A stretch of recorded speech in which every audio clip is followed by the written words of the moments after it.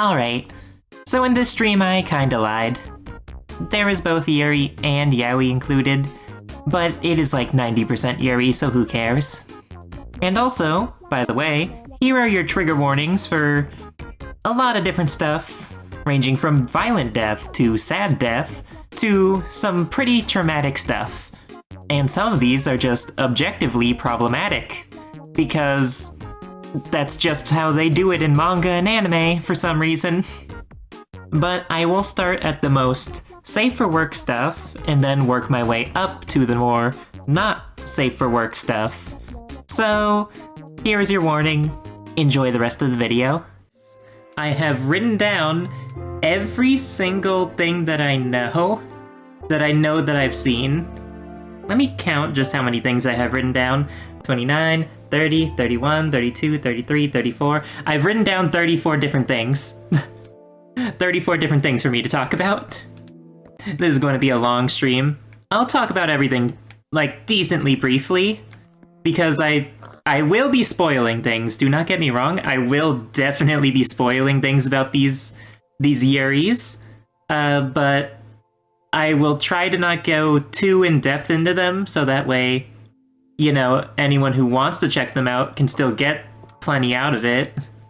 So to start off, though, there's the obvious thing, which is not quite Yuri, but it's not Yuri, which is Madoka Magica.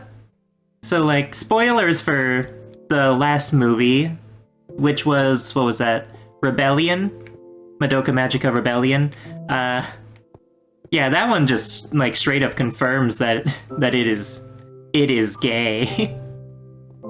Not even just the main two.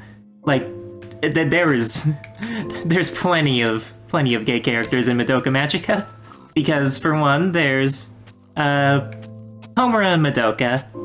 We all know and love those two if you know anything about Madoka Magica. And you know, towards the end of that movie, Homura basically just says that she is in love with Madoka, like word for word. Then there's also Sayaka and Kyoko. They're also pretty gay. So yeah, that's fun. I don't have much to say about Madoka Magica. It's really great. I love Madoka Magica. But yeah, not much to say about that there. Let's see, what next do I have written down? Ooh! Oh yeah, this one's really good. I hope they make more. Oh, gosh, that's a cave. What I want to talk about next is Jellyfish Can't Swim in the Night. That's one. Oh gosh. Jellyfish Can't Swim in the Night's really good. It always felt very not straight, you know? Like, throughout the entirety of watching it, it didn't feel straight. And eventually, it became pretty not straight. The two main characters of Jellyfish Can't Swim in the Night, for one, they're pretty, you know, I can't do a hand gesture, but imagine I'm doing the hand gesture that we all know. But more importantly than the fact that Jellyfish Can't Swim in the Night is a Yuri, it's also a musical Yuri. That's one thing, which, if you know much about Yuri, a lot of them are music-based for some reason. I don't know why. Musical Yuri is shockingly common. Like, there's just so many of them. One that I'm not going to talk about because I haven't really seen that much of it, and I don't have much to say about it, is Whisper Me a Love Song, which was originally airing at the same time as Jellyfish Can't Swim in the Night, but then the anime went on hiatus, and it just hasn't come back since. So that's fun. And also, more important than the fact that it's a Yuri, one of the characters is actually gender fluid, which is awesome. I don't even remember their name. It's been a while. It's been a few months, you know? But yeah, gender fluid. The main girl, she's friends with the gender fluid character, and she says that it's her friend who who is both a girl and a really cool guy. That's basically just along the lines of what she said. I don't remember it word for word. But yeah, Jellyfish can't swim in the night. It's peak. Like, there's not that much Yuri-isms to it, but it's really good. It's really sweet, too. Yeah, let's just move on to the next one. I got so many to cover here. Oh! Yeah, I'm in love with the Villainess. That one's really popular. Probably one of the most popular Yuris as of late. It was very forward with its message. And, like, one of the messages that people really took away from I'm in love with the Villainess is where the main character, whose name is Rei, she basically talks about what being gay is like to everyone, including the very privileged rich people. And, she says that it's not about liking... It's not about liking whoever. She exclusively likes girls, and that's one of the messages that the show tries to get across, is that not everyone loves regardless of gender. It's, yeah, the message there is that sometimes gender is quite important, actually. So that's a neat little message in that show. However, the show does kind of ruin that with something else that happens in season 1. I guess it's kind of spoilers, because it's supposed to be like a big twist and everything at the time. There's a maid girl who's like... who likes her brother. So yeah, that's like a plot point. And they also compare incest to being gay, so that's bad. That's pretty bad. It's definitely something that I don't vibe with, and like, they do only compare it. However, when they compare it, they never say these things are not the same, and they never say that she shouldn't do that. They never say that it's a bad thing. They just compare them and move on, as if that's a normal thing, and it's not. It's not. So that's one of my big gripes with I'm in love with the Villainess. However, once I started reading the manga so far has been pretty good. They've introduced one character that I really like. I think her name was Lily. She is a nun who is also very aggressive. I just like her. She is also gay, in case you need to know. And then there's also one character, I won't spoil who like straight up transitions.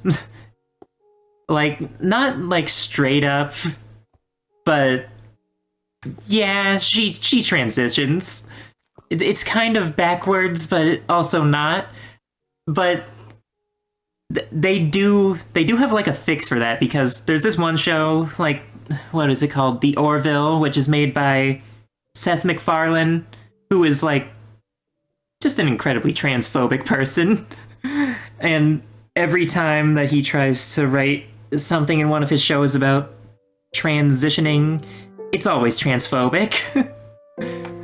And he did that in the show called The Orville too, where basically a lot of people compare it to like being a trans allegory, where there's this one kid who is born a girl, but they forcibly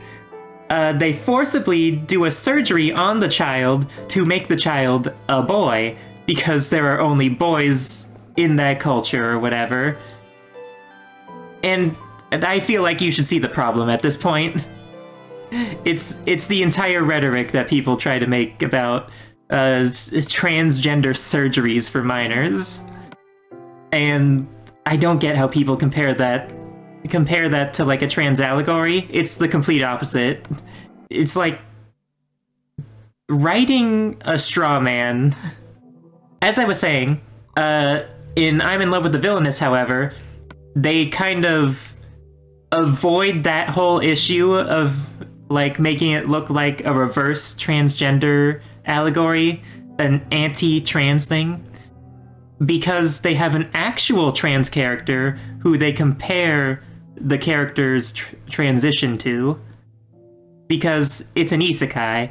It's an isekai where she's from the real world and she goes into a video game.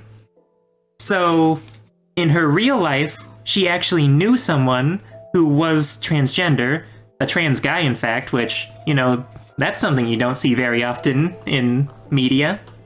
But yeah, I'm in Love with the Villainess. It's like, alright. The incest thing really, really drops it down for me. That really takes away points, I gotta say. That's like not a good look for anyone. And so let's just move on. There's a manga that's like the same general idea, but done in a different way, which is called The Fed Up Office Lady Wants to Serve the Villainess. And yeah, this one I actually been reading very recently, so I do have a lot of fresh thoughts in mind. So the main character, her name is Nare. It's probably pronounced like Natori, actually. And one of the funniest things about that is that everyone who is like a commoner in the manga, they all call her Natalie because it's a very like European-styled setting. So everyone just calls her Natalie instead, and I just really like that. That's a funny bit. And the love interest is named Lapis. She's cool. Except for the fact that she wants to, you know, commit a genocide because she's the villainess. But that is something that I do like compared to I'm in Love with the Villainess, is because she's actually kind of evil. Whereas I'm in Love with the Villainess, she is like just a tsundere. She's just a tsundere. She's a very good person at heart.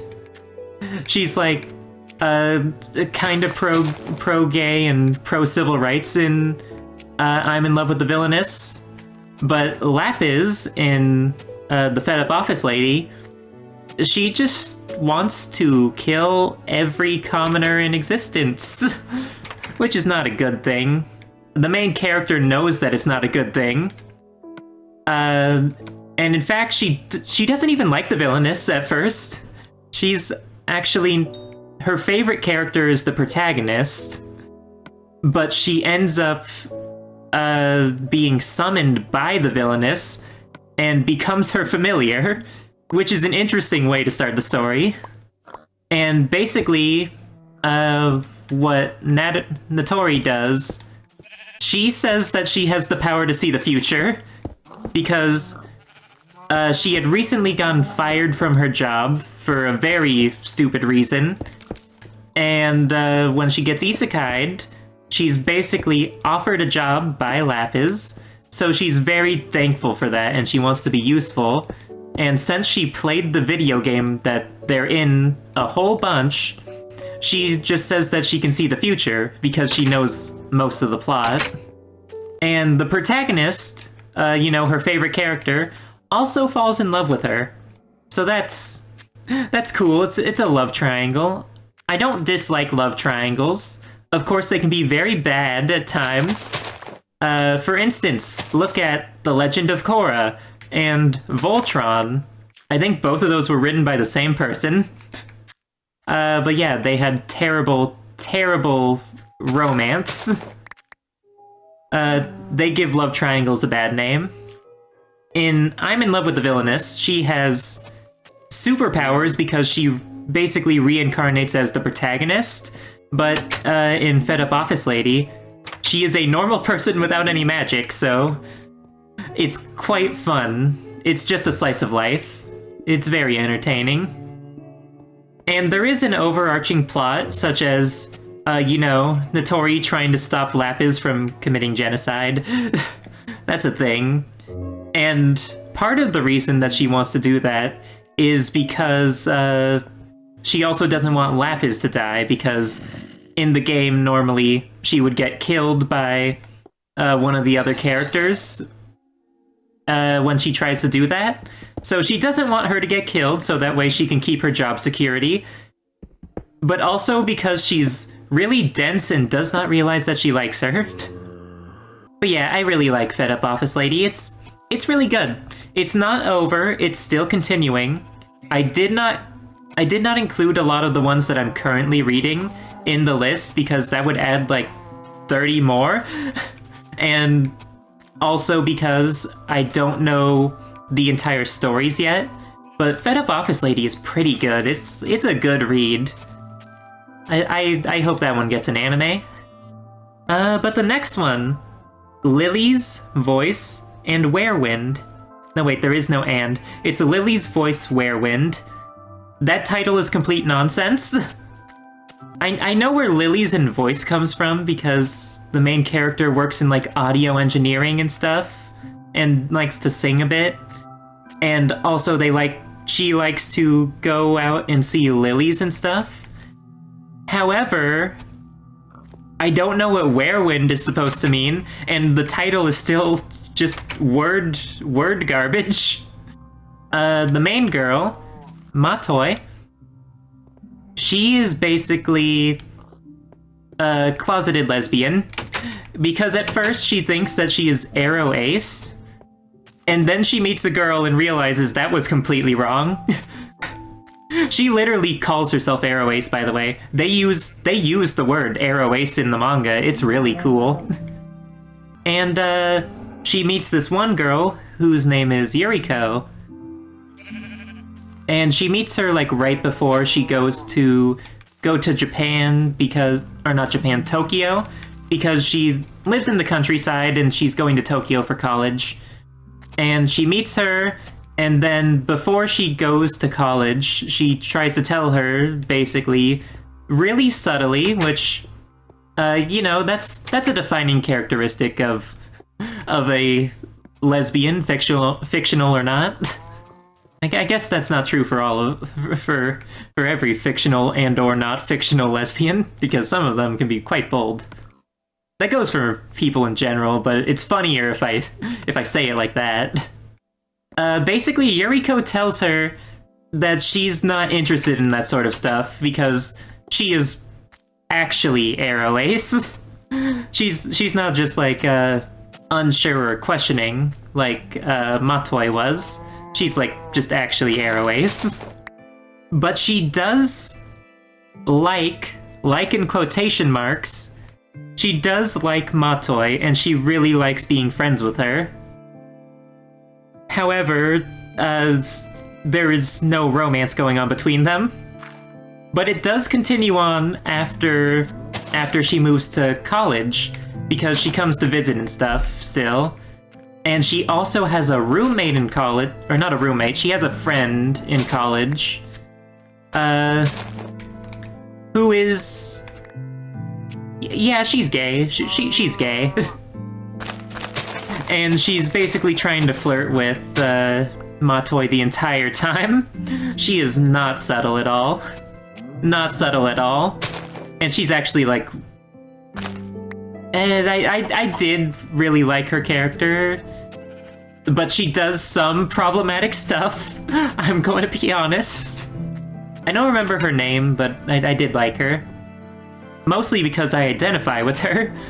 She said that she's actually demisexual. She never gave like an explicit orientation other than that.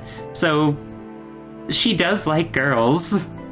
The thing that she does that's kind of like problematic is she kind of just suddenly pushes Matoi down to make out with her without any hesitation or warning. So that part's like kind of problematic.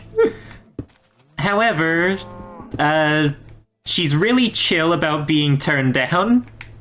because Matoi does not like her back. She does not. I don't really know. I don't really remember if they said that she was also on like the Arrow Ace spectrum or not. But yeah. And also, just like how they straight up said Arrow Ace, they also straight up say demisexual. It's cool. I like it. And they even go into like a whole discussion talking about what the Arrow Ace spectrum is, because Matoi only knew what Arrow Ace meant. She didn't know anything else. So yeah, basically, they build up like a whole romance thing. They don't like build up the romance, but they build towards a romance. It's like the kind of vibe that you would get from building towards a romance between Yuriko and Matoi. But what I really like is that Yuriko never falls in love with her. They just kind of stay besties, or like maybe queer platonic, if you know what that is. It might be that, but there's like never much of a confirmation given or anything. But I really like that because it would just be absolutely terrible to have like an Arrow Ace character just suddenly fall in love with someone. That would not be good. That would be terrible writing. And the funniest part is when I looked at the comments for that, because I like to look at the comments for the Yuris that I read. All of the comments were like so upset that they never like got into a relationship, and I'm just like, why are you upset about this? It was very clearly not going to happen. I am stunned at how people can just not understand a story that badly. They are just so genuinely upset that a character was Arrow Ace. So what's the next one on the list?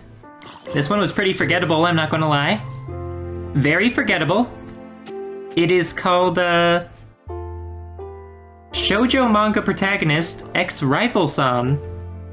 It's basically supposed to be like the main character imagine.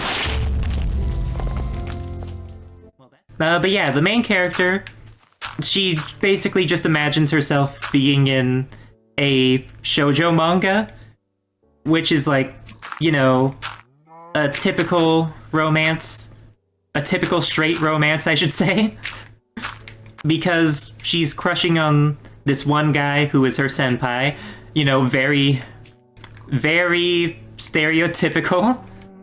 But the person who she imagines as being her love rival, because she thinks that she also likes her senpai,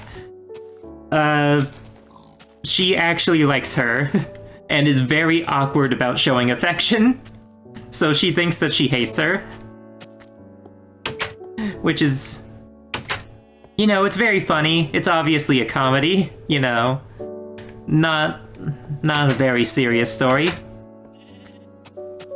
So it's basically just shenanigans between the two of them until they actually fall in love and everything.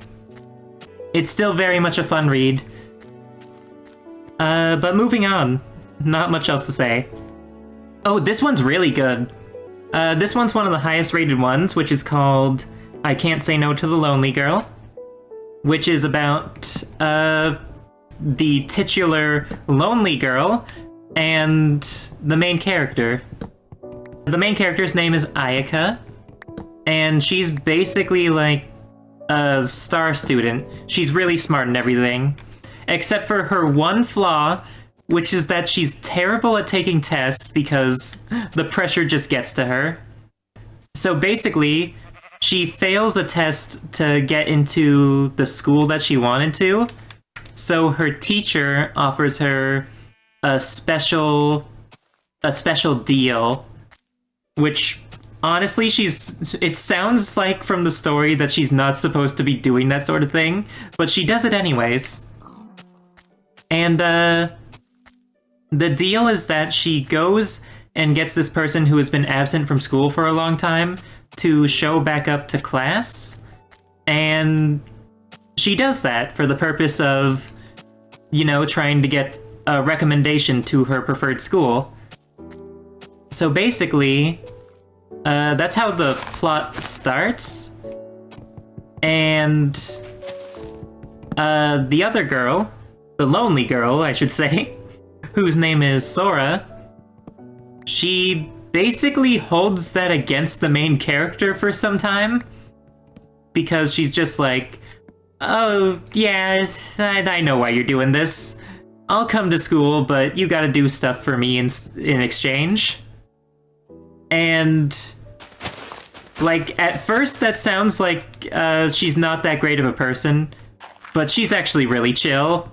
And she's just doing that because she is lonely and she wants to be around this person. And eventually they actually become friends. And eventually actually fall in love. You know, I'm speed running through a lot of the plot. And, it's actually really good. Like, I can't remember the exact details, but I really enjoyed reading it. It was really good.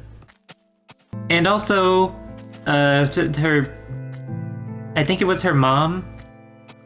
I think it was her mom, at least. Who basically just works far away. And around the ending, she tries to, like, take her away so that she can live with her and stuff. And something I'm just remembering right now is that she actually doesn't really like her mom very much. Probably because she's a neglectful mother. That's probably why. She kind of just leaves her daughter to fend for herself at home all by herself. But the two of them, they do actually, like I said, they fall in love and they do actually want to go to the same college.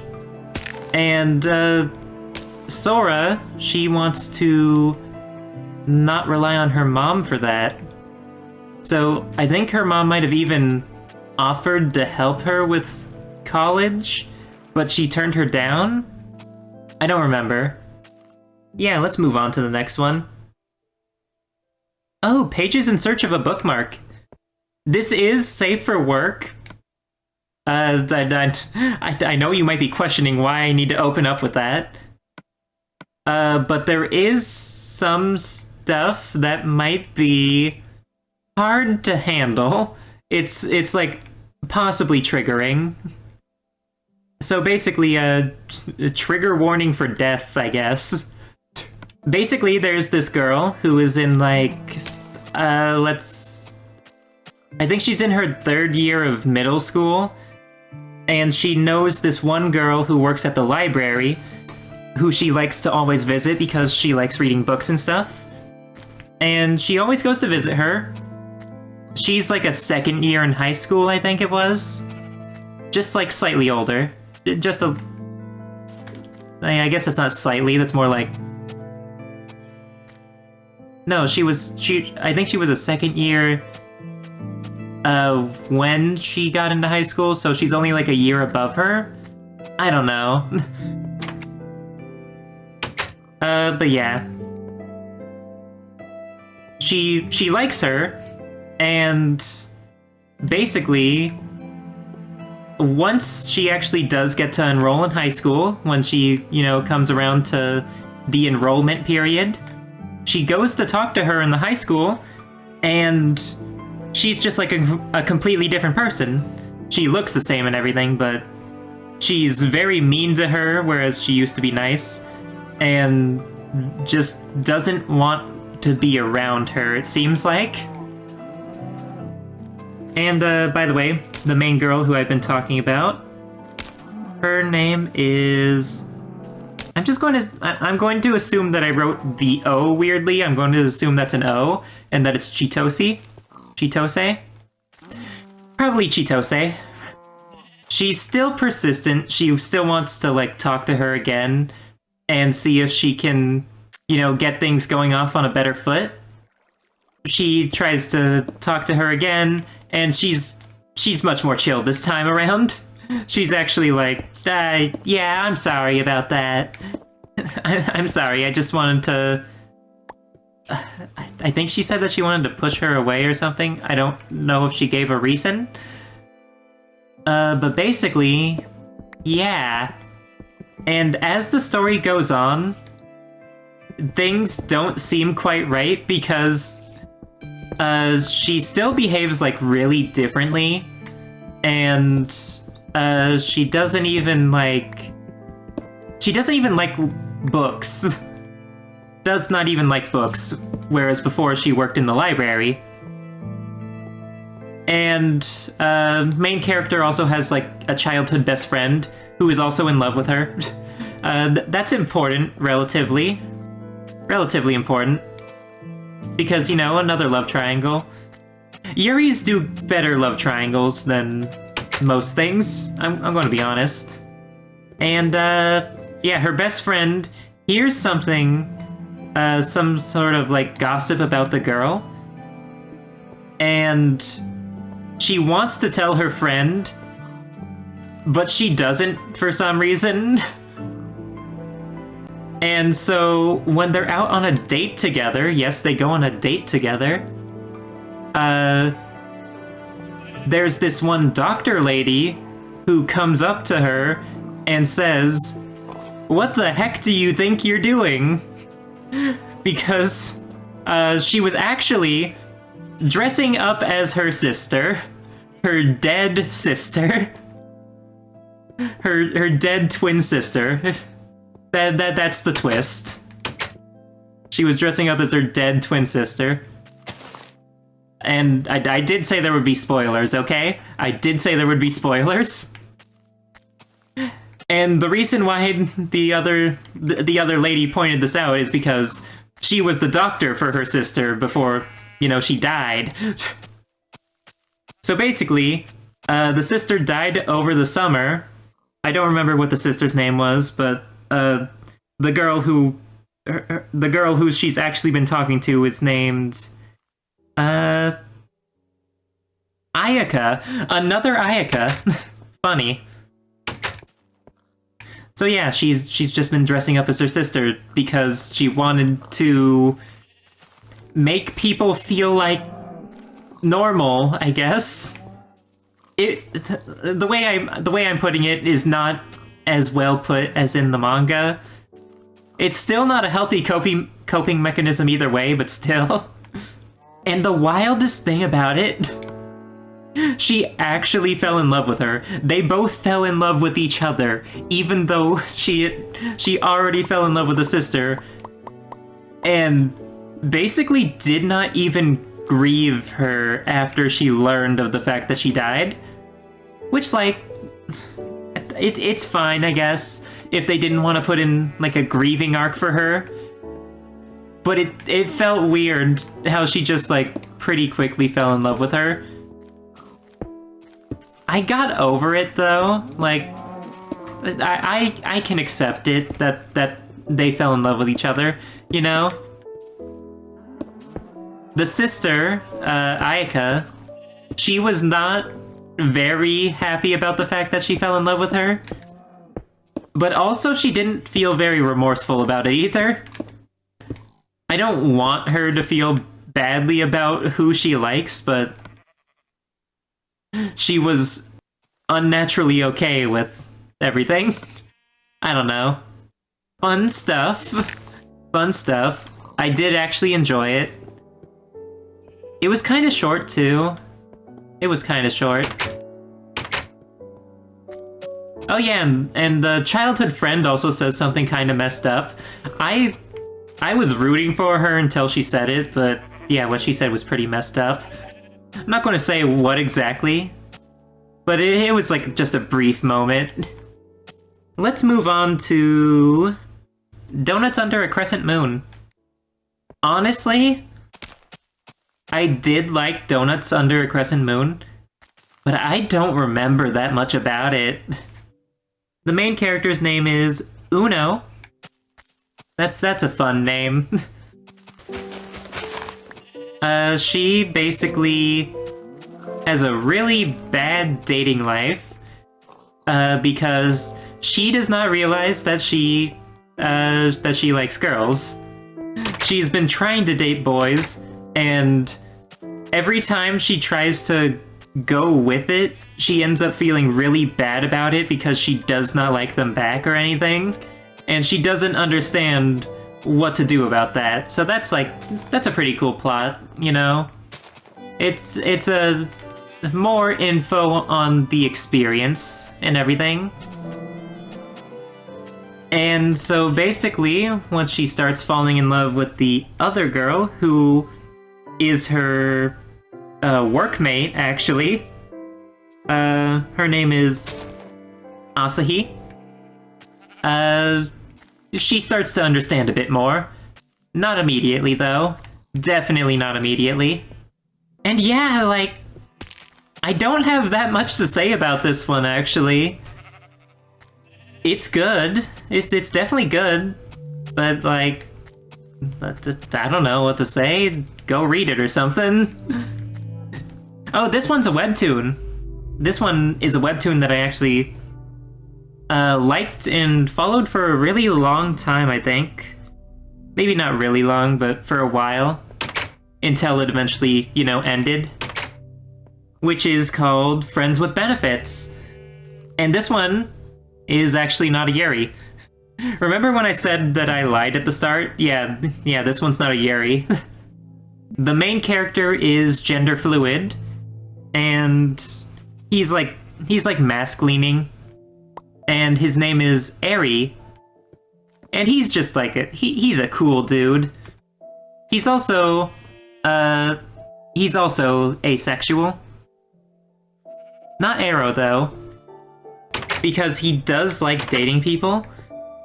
But there's a lot of problems with his dating life because, you know, being asexual, that can complicate things sometimes when you're trying to date people, you know. Because,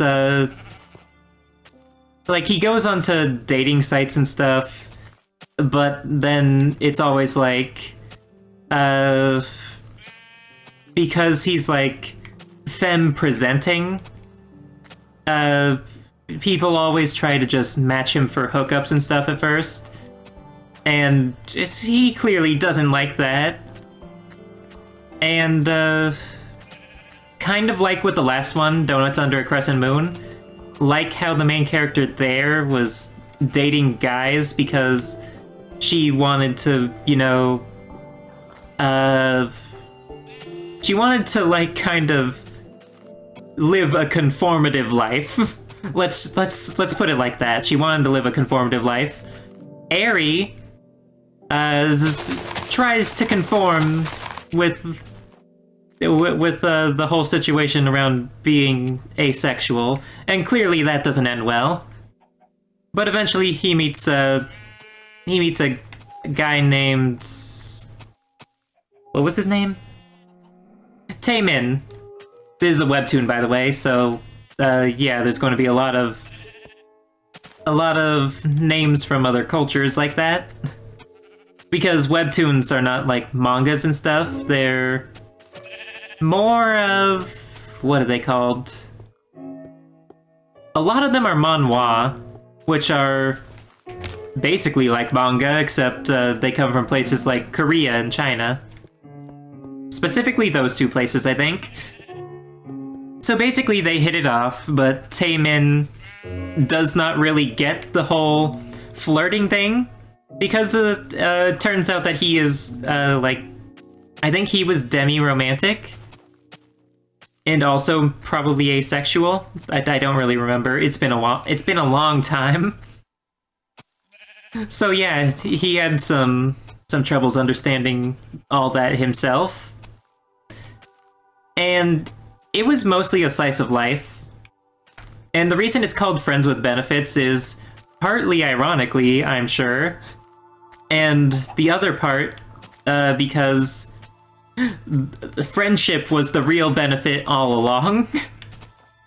a lot of it centers around Aries' life, just living with his friends and stuff. And of course, you know, just like the casual dating with Taemin. But moving on. This one's really good. This one's really good. It was really good at first, at least, until it got the Steven Universe treatment. This one is called I Want to Quit Being a Hitman. And it stars the main character, whose name is Rose, being a hitman. Basically, it's like a completely fictional setting. But yeah, it's basically like real life, except for the fact that the setting is fictional. A lot of the story revolves around there being immigrants in like a certain country, and the country's definitely not America because they say that it's not on the mainland, but they do call it like a free country and all that, a place for hope and freedom, which is why there's so many people immigrating to it. But there's also like a big classism problem. Not something that you would expect from a Yuri. Not really. But yeah, that is a big point of the plot. And, so the people who immigrate over to there have to work, like, those kind of odd jobs and stuff.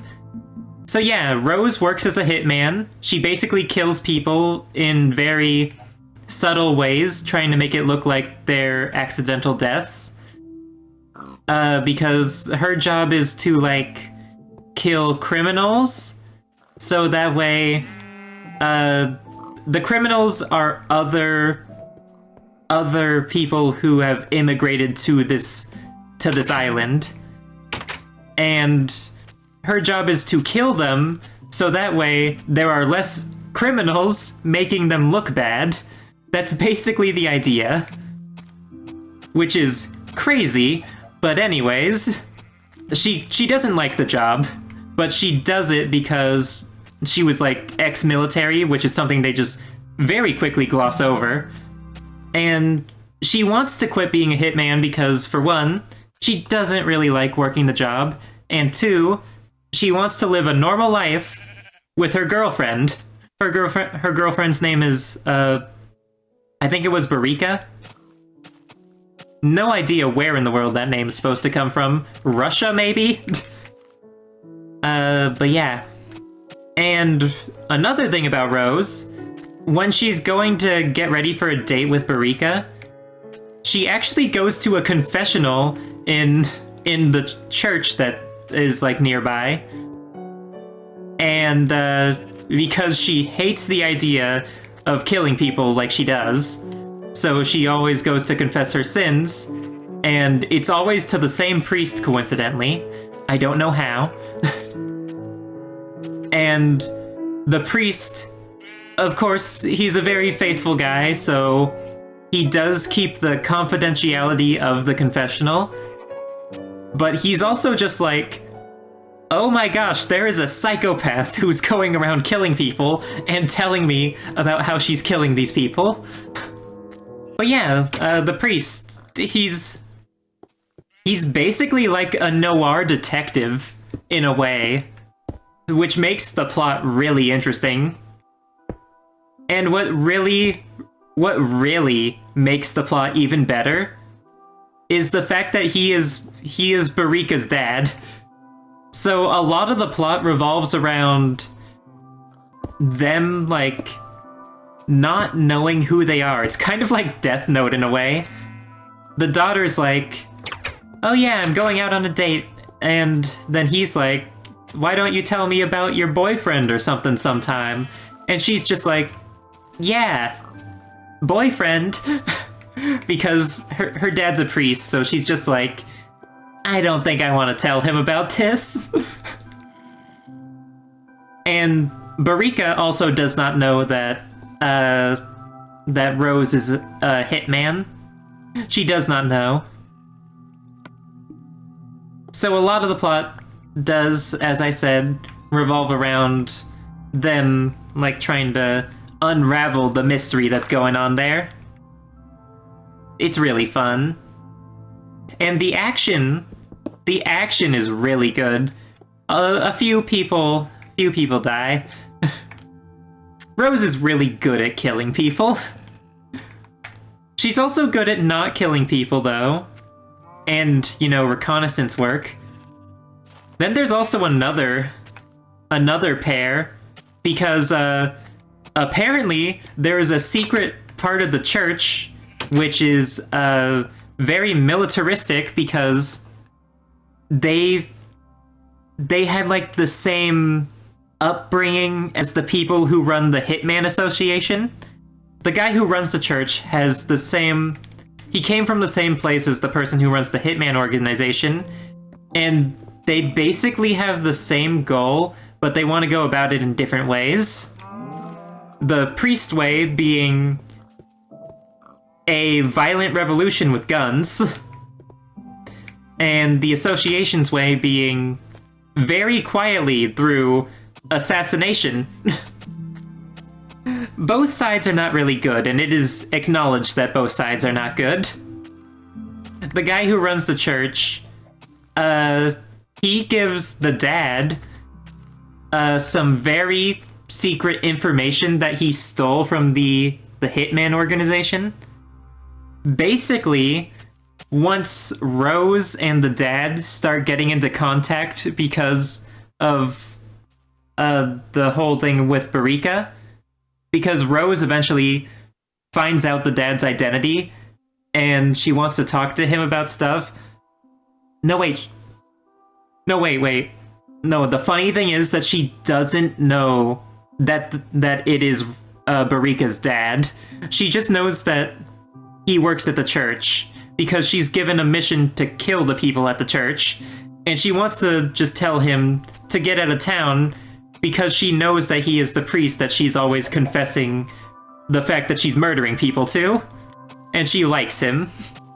And so when that happens, the guy who leads the church thinks that he's making a deal with her to give the information back to the organization. So he tries to kill both of them, and it's basically just a big misunderstanding for a whole while that just escalates further and further. But unfortunately, the manga did get canceled. It got the Steven Universe Owl House treatment. So basically, they had to rush an ending where Rose basically had to say that until all the evil in the world is gone, that she can't quit being a hitman. And that's just how it ends. They didn't even, like, finish... They didn't even resolve the problem that was at hand. She just runs into battle, and that's the end.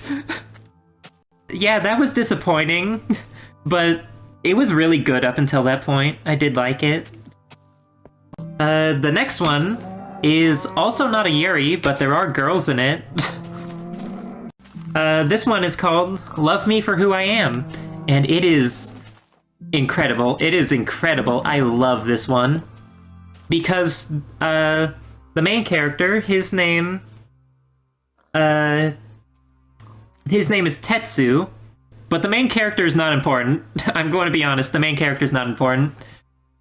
What's important is the love interest, whose name is Mogumo.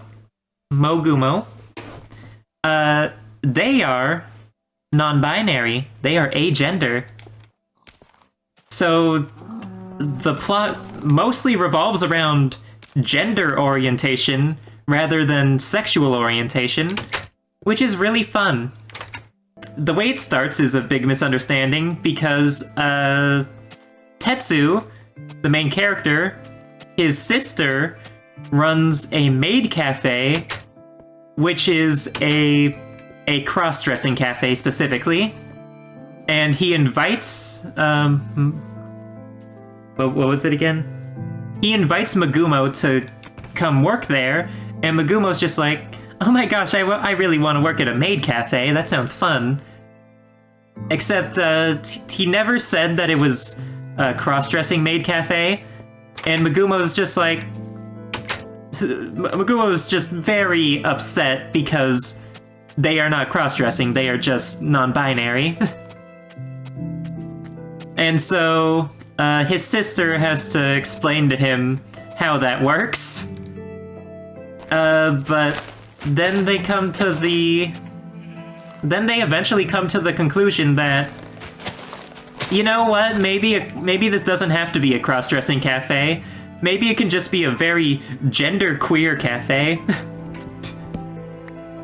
Because apparently, one of the other people who work at the cafe is apparently also not cross-dressing. She's just like, yeah, I think I'm actually trans. Just like casually. And it's just like, oh, yeah, I guess we can change our whole theme then. And so a lot of the story actually revolves around her exploration with her gender too. Not that much of it, but a fair bit of it, which is cool. I really like it. Eventually, Tetsu's just like, oh wait, is it not gay for me to fall in love with this person? And so, yeah, eventually they fall in love.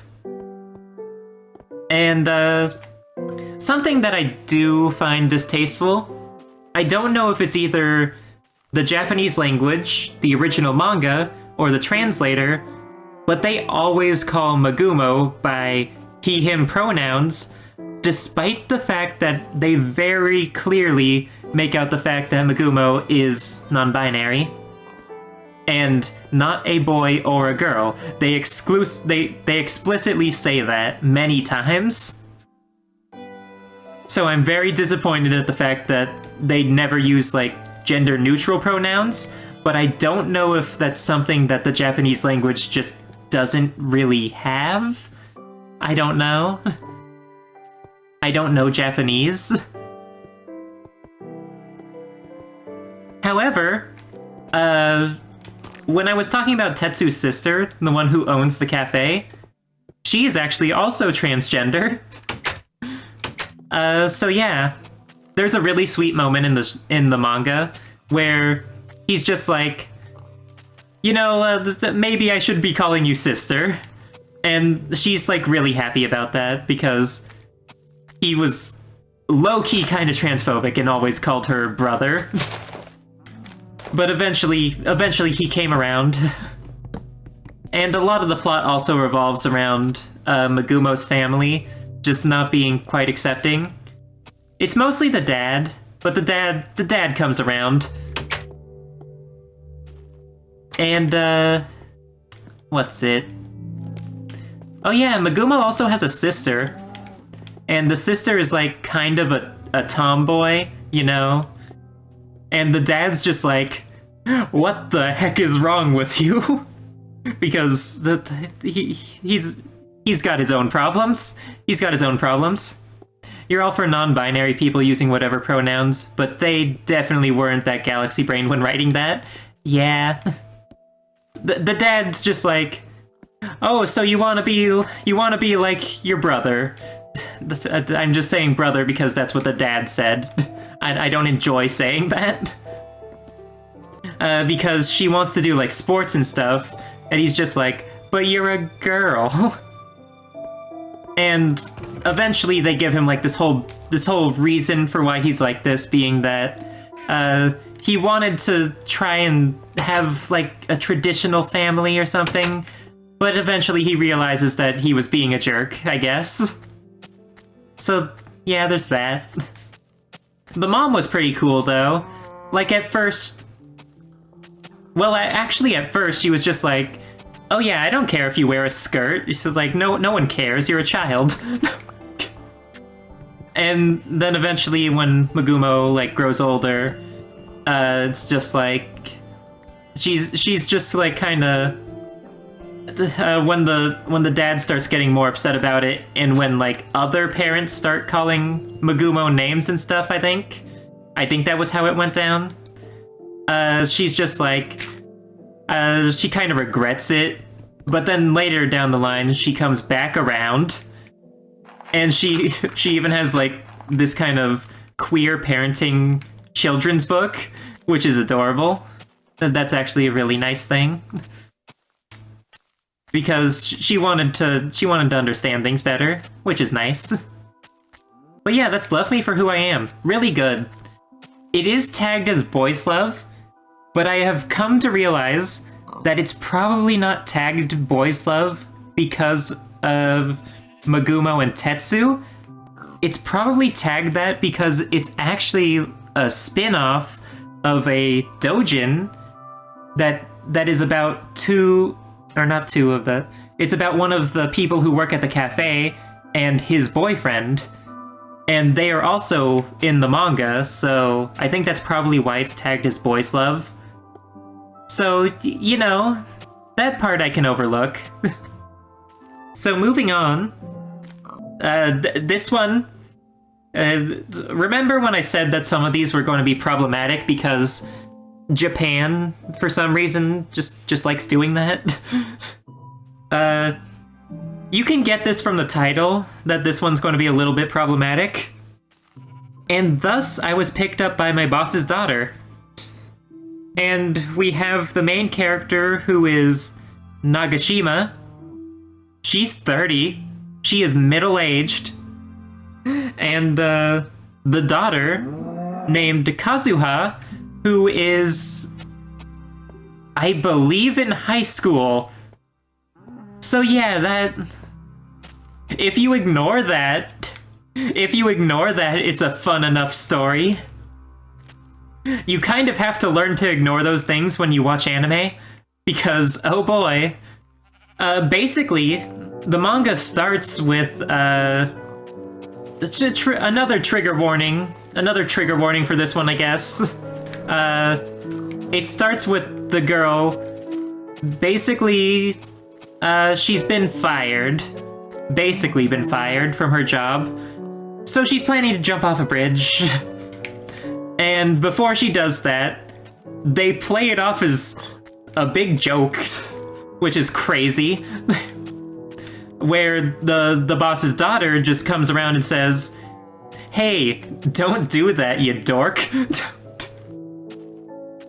And so, yeah, basically she stops her from doing that and drags her back along to her place.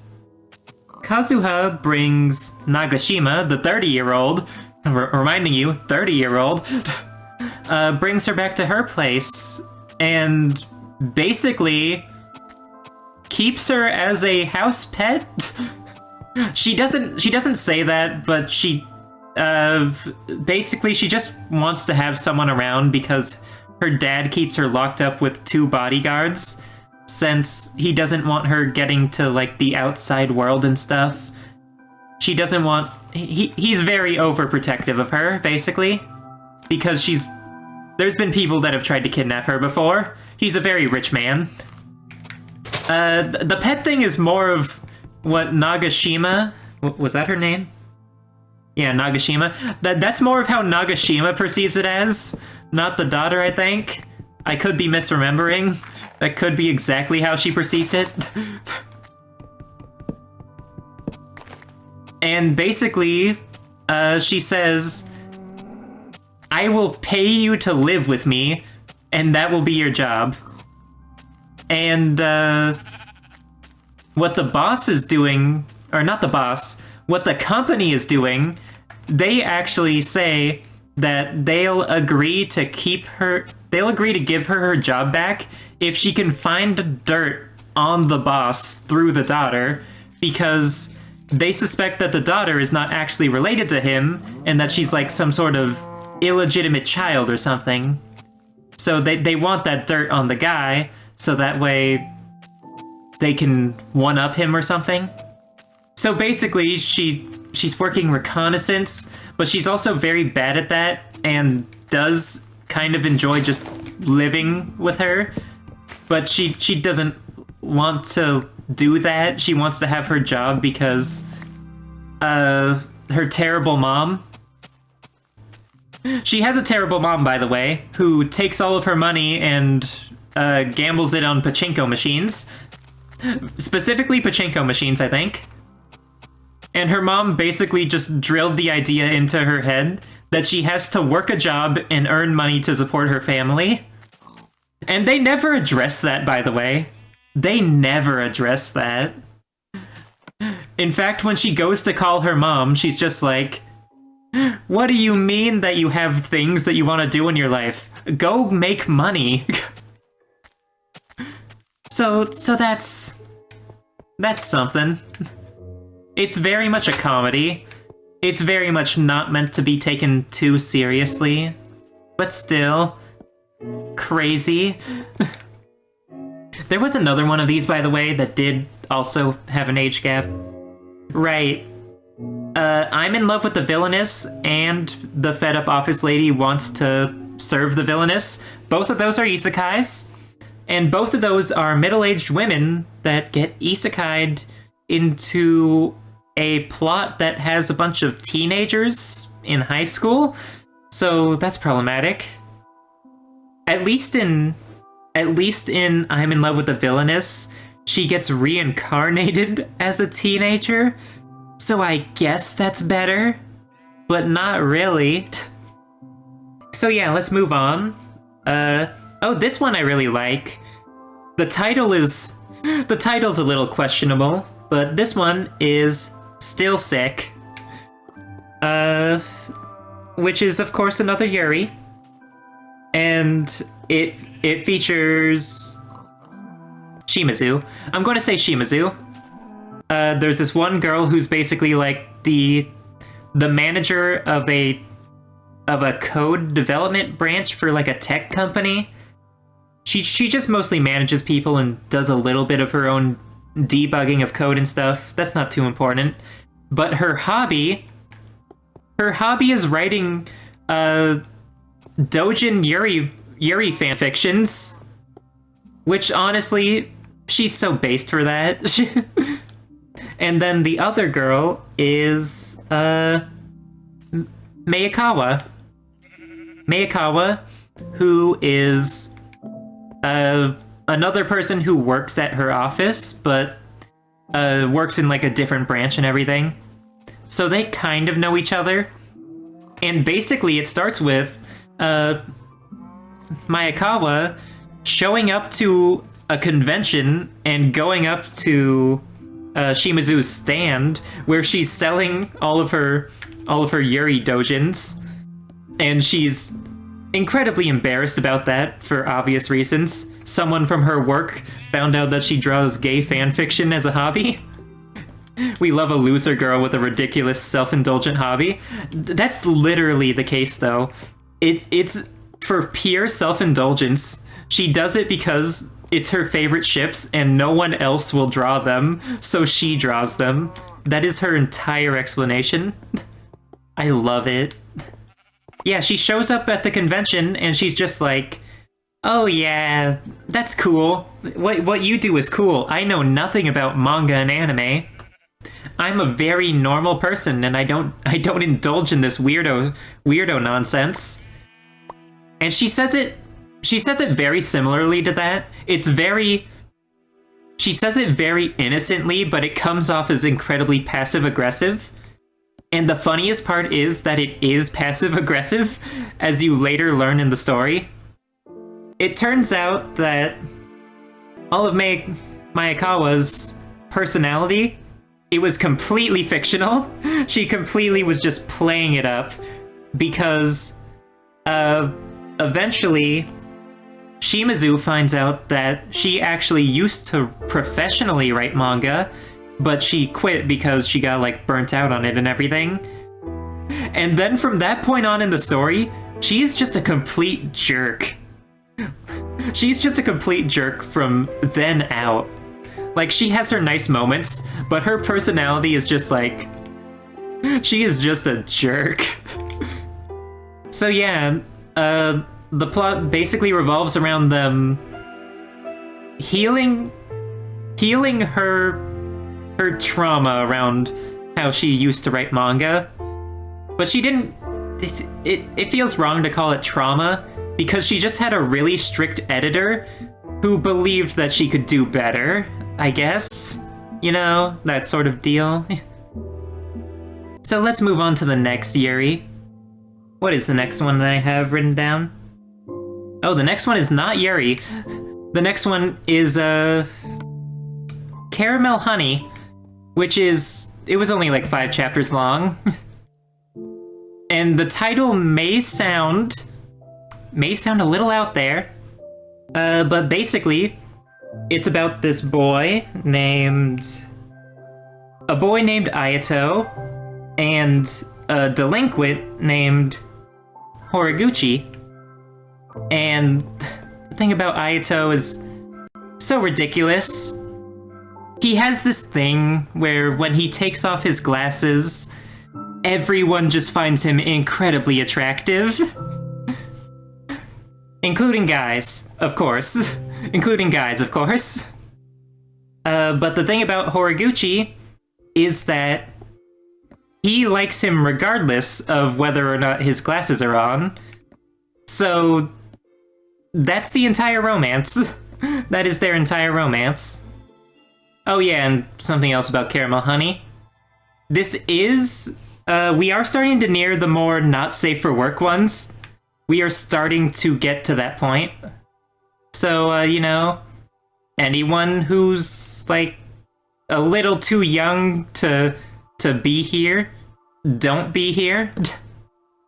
So the next one is My Sister's Friend. That one sounds like it would be problematic. It really does. It really sounds like it would be problematic.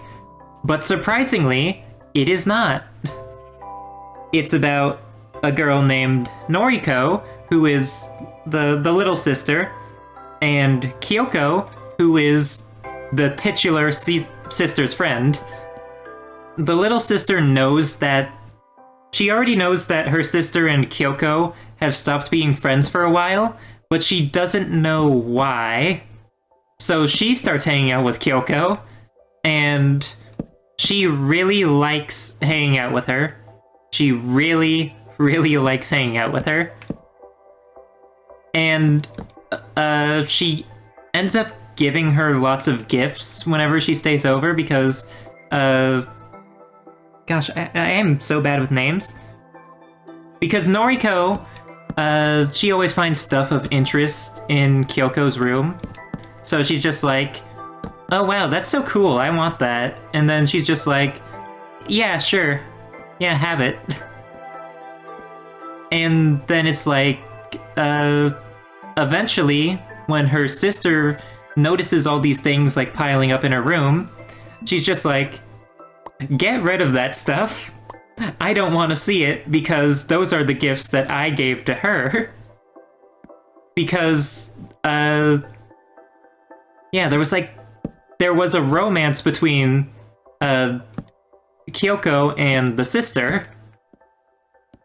And the whole time, Kyoko has actually been projecting her feelings onto, Noriko.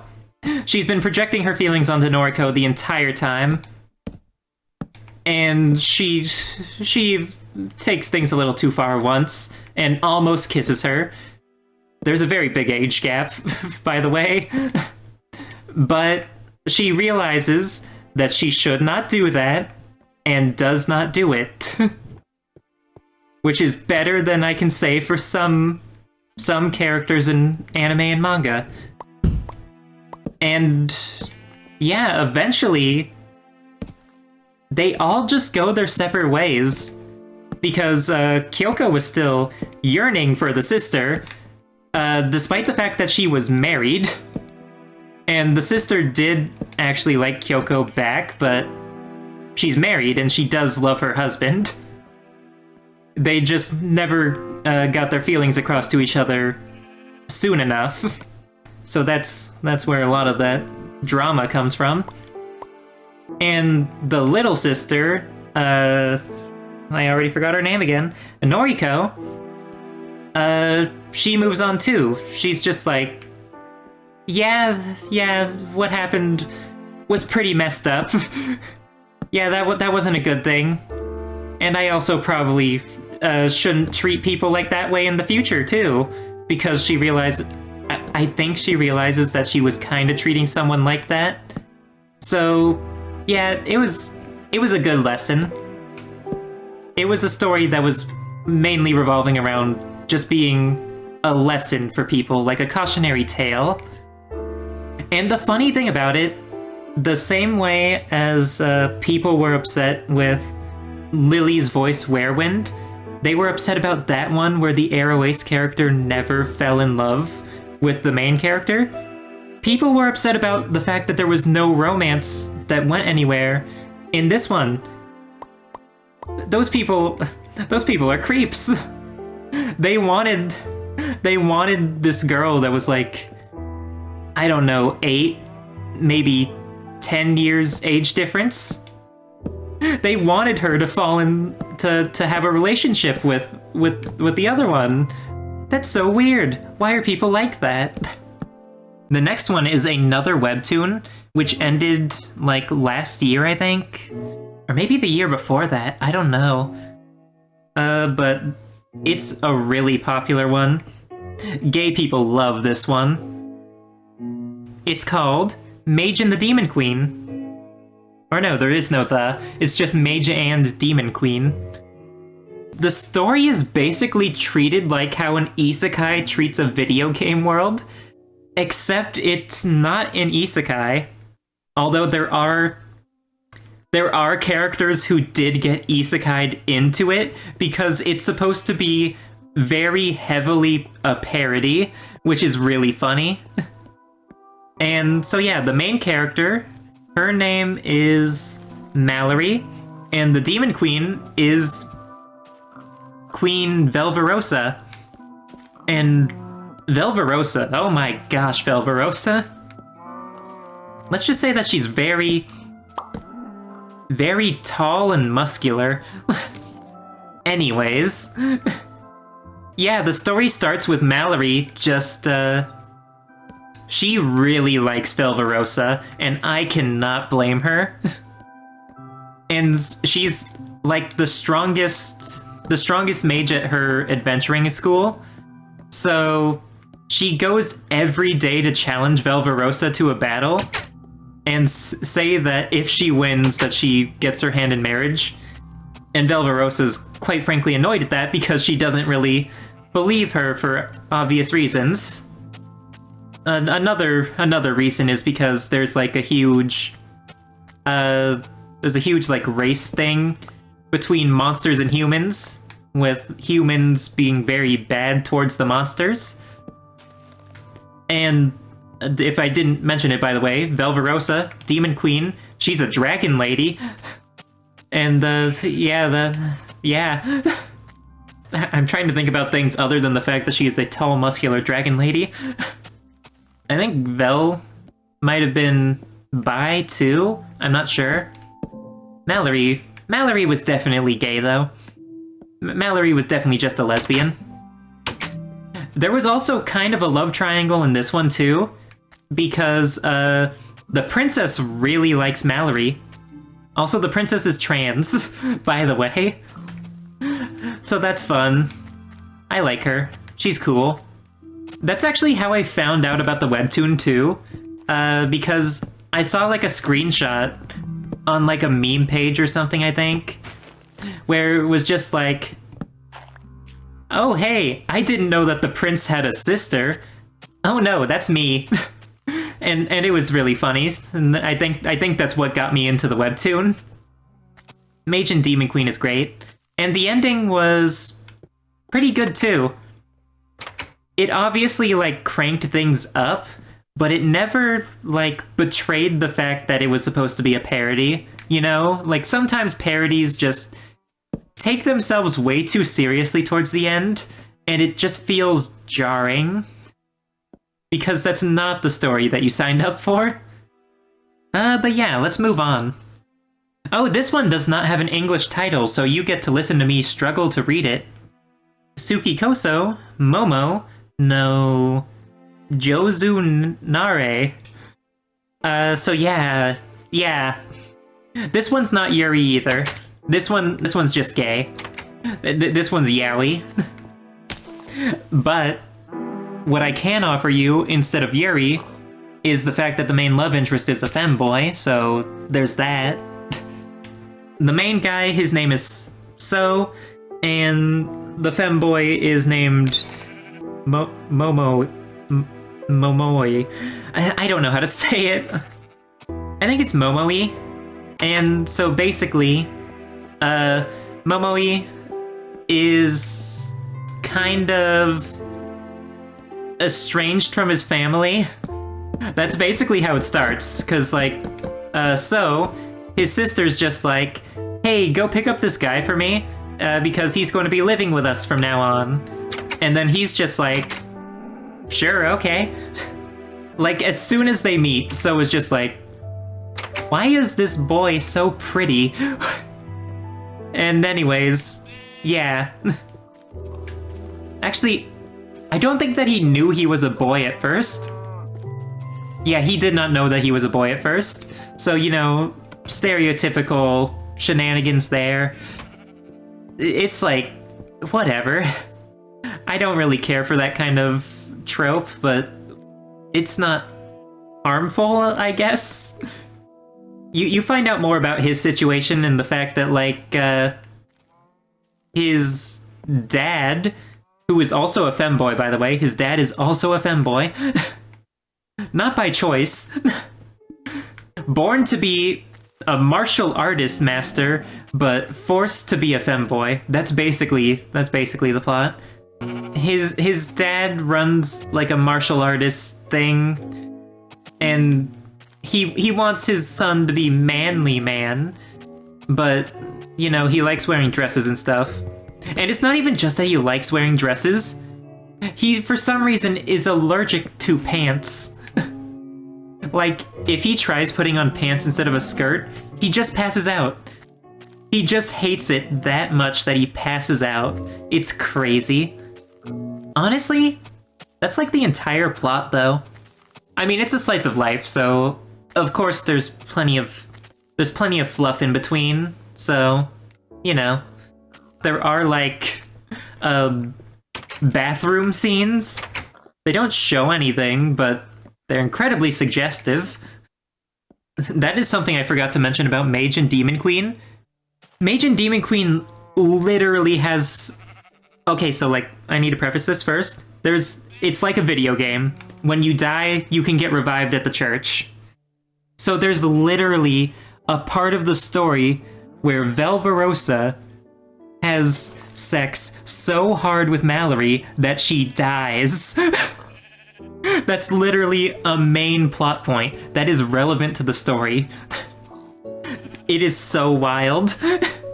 But it's handled very comedically, so it's not that not safe for work, you know? So next one is Alcohol and Ogre-girls. This one's really good. It hasn't had a new chapter for a while. I'm hoping that it gets some soon because, oh my gosh, Alcohol and Ogre-girls is so good. It kind of has like that, you know, race classism thing going on in the plot, where, you know, obviously racism bad. Ogres can only drink alcohol, and they can't touch alcohol unless it has been offered to them by a human. So the main character, whose name is Naori. Yeah, Naori. Her grandpa was a bartender, and he gave her very iffy life advice at a young age, where he said that alcohol will be her best friend in making friendships. And, he wasn't technically wrong, because she basically acts as the bartender for the main girl, Hinata. And Hinata is like a ogre princess, by the way. So, yeah. She serves her alcohol, they live together, and she kind of relies on her to live. And Hinata's whole goal is to find a special kind of alcohol that makes ogres human, so that way she doesn't have to for one, live with the curse that she can only drink alcohol and it has to be offered to her by a human. And secondly, because she just wants to be human. She doesn't want to be an ogre. All of Hinata's cousins, which of course are also ogres, they all like kind of hit on Naori. Not all of them really, but yeah, they kind of do. One of them, like, nearly takes a bite out of her neck. Not really. She never planned to actually go through with it, but she had her teeth on her neck, and she was breathing on it real hard. I should also mention, the action in Alcohol and Ogre-girls is so cool, because obviously Hinata's an ogre, so she fights other monsters. She has claws and horns and stuff, of course she's gonna fight stuff. Okay, next one. Oh no. I might have put this one too high up on the list of not safe for work, because nothing sexual happens in this one. Nothing sexual happens at all in this one. But the content's still, I wouldn't say safe for work, because, oh boy. So this one is called The Summer That You Were There. No wait, The Summer You Were There. There is no that. And, can you maybe guess why this one is so high up on the list of things that are, you know, a little heavier? So yeah, in The Summer That You Were There, I'm going to spoil the ending for you, because it's quite obvious. As I was reading the story, I always knew it was going to happen, but the love interest, her name is Kaori, and she is terminally ill. She dies at the end. I cried multiple times while reading this. I was bawling my eyes out because I had to, I don't know how many chapters it was. It was at least a dozen chapters of getting to know this girl and just absolutely adoring her, and then she dies. She dies, and I knew that she was going to die from, like, chapter 3. And the main character, her name is Shizuku. Shizuku is the main character. She always she liked to write. The manga starts with her finishing this story that she's been writing for a long time, and then she deletes it as soon as she finishes. Because, she basically made that her life goal. They are in high school, by the way. They're in high school. And she planned to dispose of the paperback copy that she drafted. And then also, trigger warning, I already mentioned a character dying, but it gets worse. Trigger warning. Yeah, Shizuku was planning to also dispose of herself afterwards. But instead, Kaori sees that she's trying to throw away her story, so she takes it from her, says that she's going to read it, and that she'll give it back later. She never gives it back because she knows that Shizuku was planning to not live for very long afterwards. She wanted to give her a reason to not do that.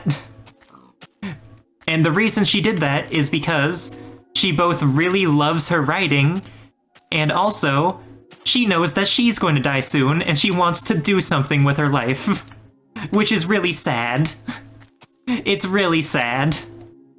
I rated this one a 10 out of 10, and the score that it has was like a 9.8 something. It is nearly a perfect score, and there is a good reason for that. It is such a good story. And what's even sadder is that they made a one-shot spin-off. It's not serialized or anything, it's just a doujin. But, it was, it's called An Eternity with You.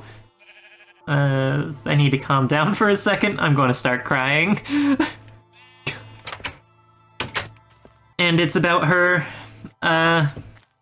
going to her grave and offering up a ring that she promised that she would get with her before she died. Because clearly, she hasn't moved on and she never will. And she will only ever love her, even though she's dead now. So anyways, let's move on to the next Yuri. Bloom Into You! Bloom Into You is sweet. Yeah, that one's sweeter. One of the most popular Yuris ever because it had a really good anime.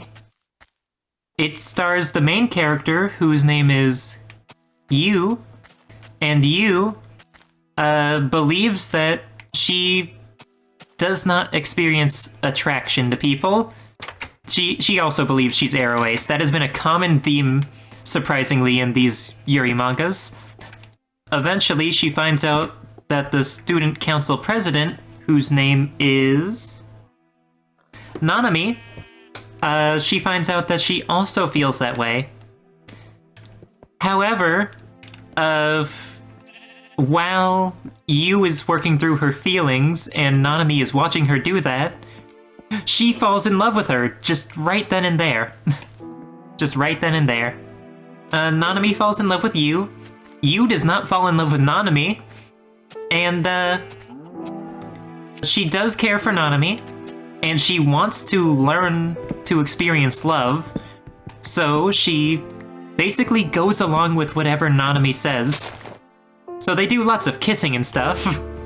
You know, couples things, even though they're not a couple.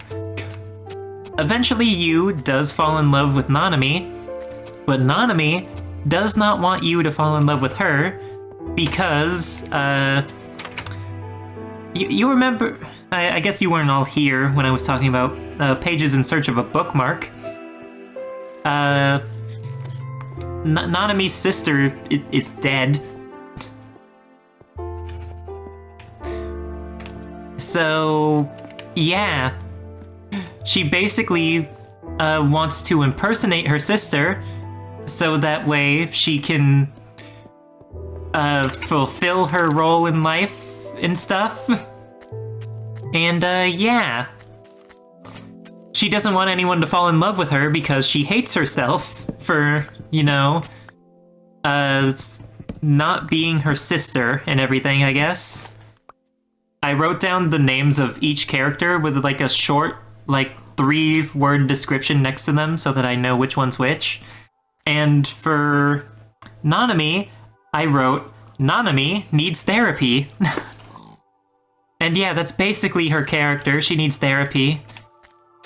She is yet another depressed and slightly... I already gave the trigger warning for the past few mangas. Yeah, I guess that's all that I need to say. Bloom Into You's very good. It's very good. Yu does eventually fall in love. She's like... I headcanon her as demisexual. Because she just kind of gives off that vibes. She only fell in love with Nanami, like, very late into the game. So yeah, after Bloom Into You... Ooh, this one's one of my favorites. Kase-san and Morning Glories. Which, technically, Kase-san and Morning Glories has ended, but there is a spin-off called Yamada to Kase-san, which is still ongoing, and there was a new chapter very recently. The plot basically revolves around Yamada really being into butch lesbians. The movie was pretty good too, the OVA movie, but it cut a lot of the early chapters out, and it also doesn't even complete the manga. Like, it just ends in the middle. So it's definitely worth reading. I really don't want to spoil Yamada and Kase-san, even though I've spoiled plenty of mangas so far. But this one's not very plot-heavy, it's extremely slice-of-life based. So there's not even that much to spoil. It's just really good. I love Kase-san and Morning Glories. And funny enough, they never planned to make it a multi-part series. It was planned to just be a single one-shot, but people liked it so much. And the reason why it's called Kase-san and Morning Glories is because that's what the one-shot was called. And the author just couldn't come up with a better name, because they were just like, let's name it Kase-san. And the editors were like, you can't just name the manga Kase-san. Oh, this next one, this kind of has a very similar plot to the other one. It has a similar plot to Kase-san and Morning Glories, being Shiki-senpai is too handsome. This also centers around a girl who is really into butch lesbians. This is the entire plot. Shiki-senpai, she's on the basketball team. That's pretty much her personality. And, the main girl, Hinami, she really likes butch lesbians. And the reason why this one's so far into the not safe for work category is because, most of what she says about Shiki in the first chapter of the manga is comments about her boobs. And there's tons of frames that are just zoomed in on them. It's just like, she's like a really handsome boy with boobs. She says that word for word. It's crazy. She wants to be closer, but she mistakenly just says that I love to Shiki, and she misinterprets that as loving basketball, somehow, I guess. So she ends up becoming, like, the manager for the basketball team, and she doesn't even like sports, but she does it. But yeah, that's basically the plot of Shiki-senpai is too handsome. This next one's really good. This one is an easy introduction to love triangles, and it is polyamorous Yuri. I need to talk about it. So, the main characters are Mayuki. Mayuki is a third-year middle schooler, I believe. So, yeah, that's a thing. And then there is Akira, who is Mayuki's senpai.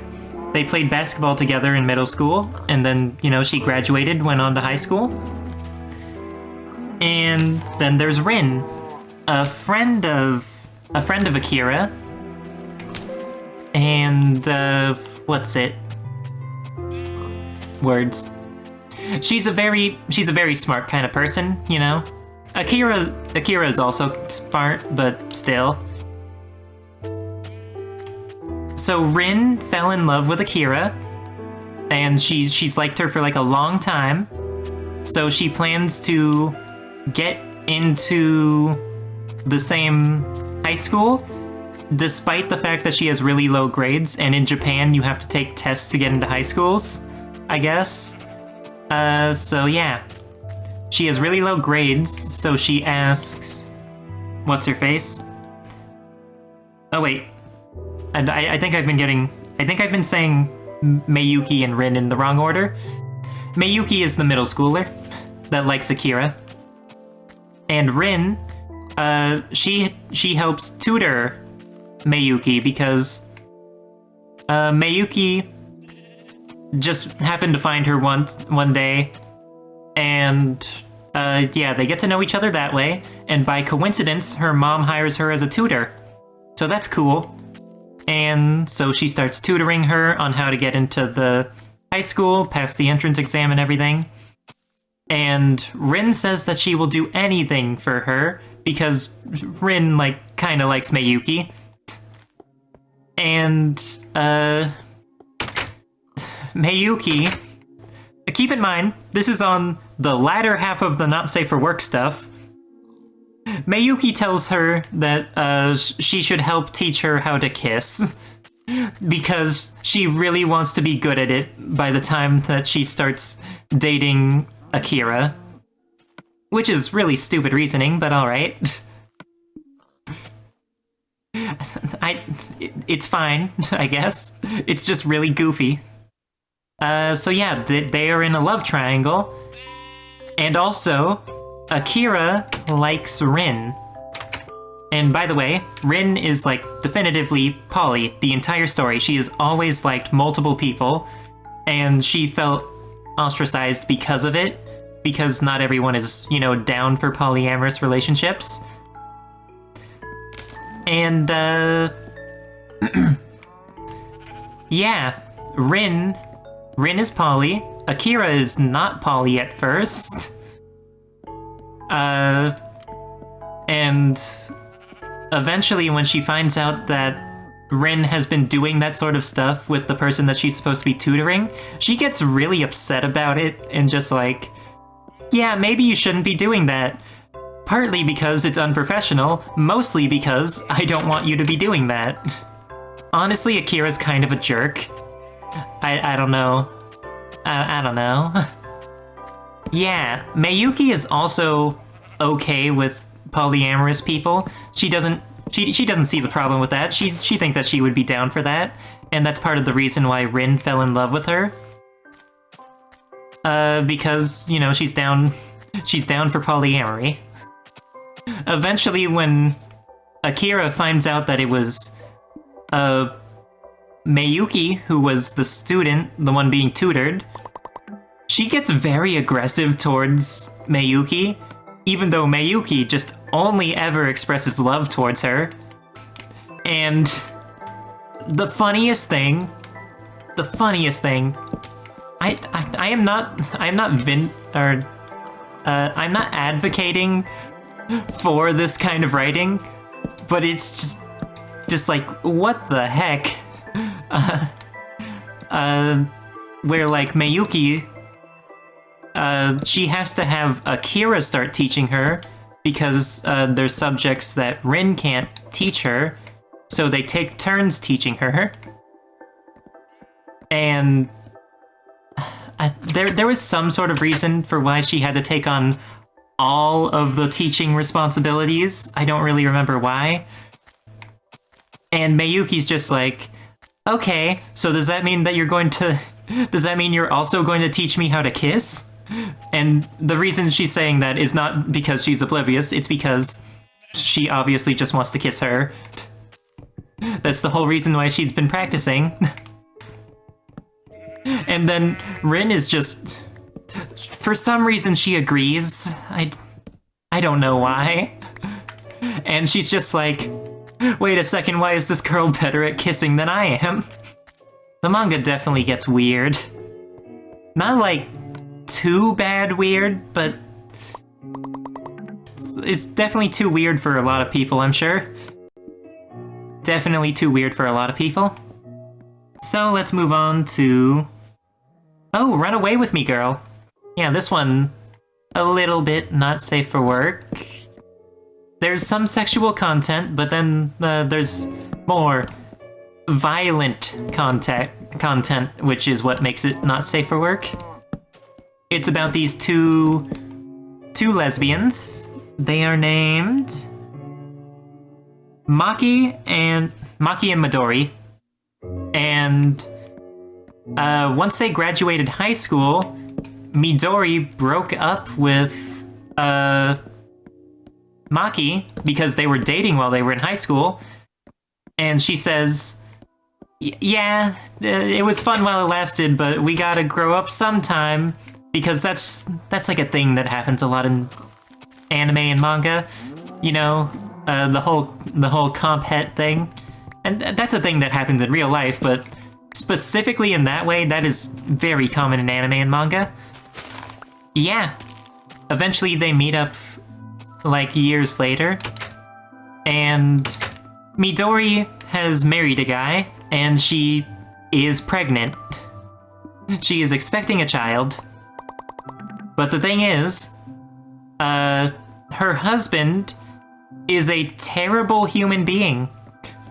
She ends up having a bunch of like these secret meetings with Maki, but nothing like too romantic or anything. They have like these kind of romantic dates, like going wedding dress shopping and stuff together, and going out to eat dinner together, that kind of stuff. And the husband never really catches on. He never does.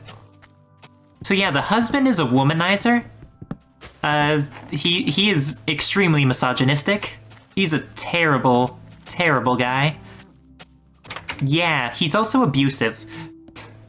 He only did it like one time, but as with like real life, one time is all it takes for someone to be an abuser and for them to be a very scary person. And one of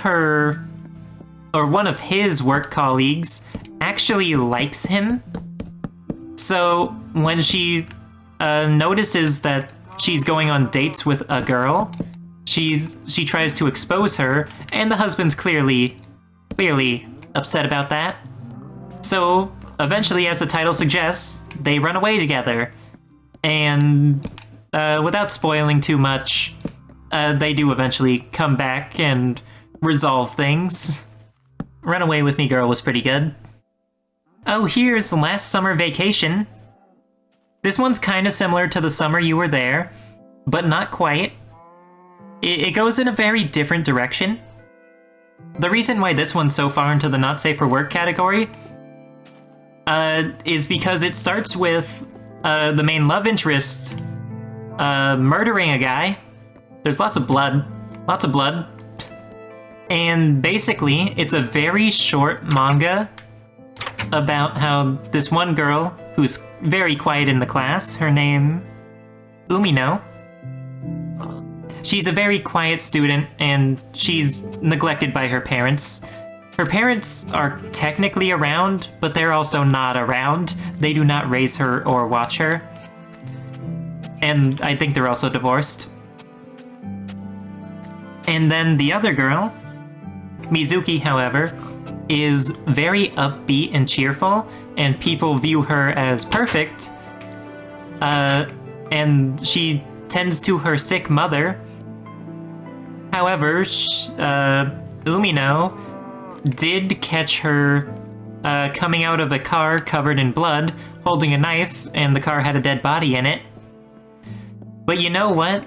Umino is a perfectly well-adjusted person, which is why she offered to keep her secret and to run away with her to places to get away from the law.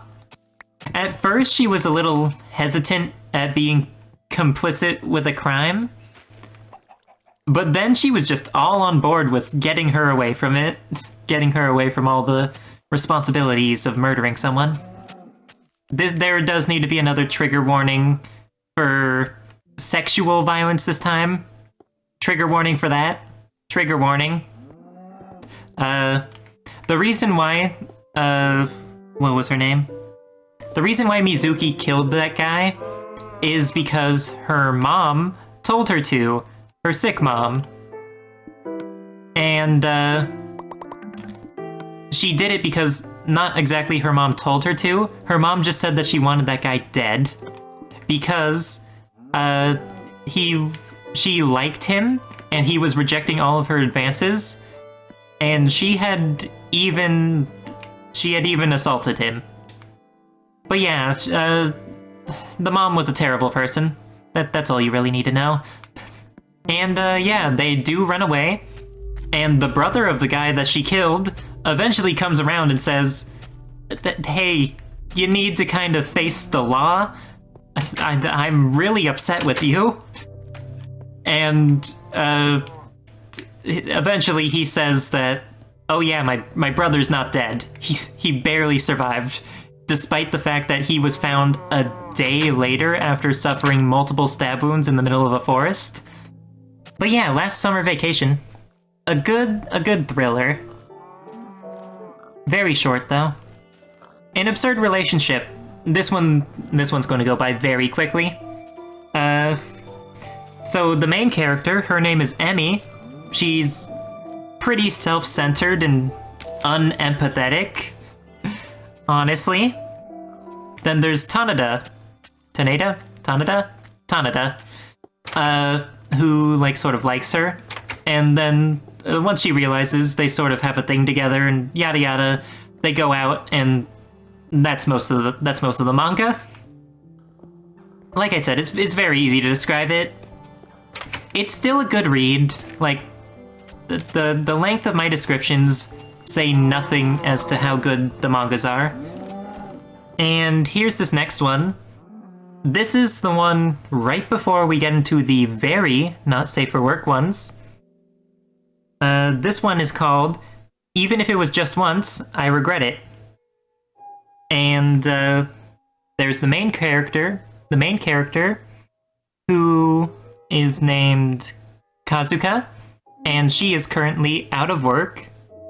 And the love interest is Ritsuka, which is her landlady. Her landlady is actually younger than her. Not by much. She is 19, which is like kinda... that's pretty iffy. I don't remember what Kazuka's age was now. Basically, Kazuka quit her job because she got burnt out of doing it and really hated it.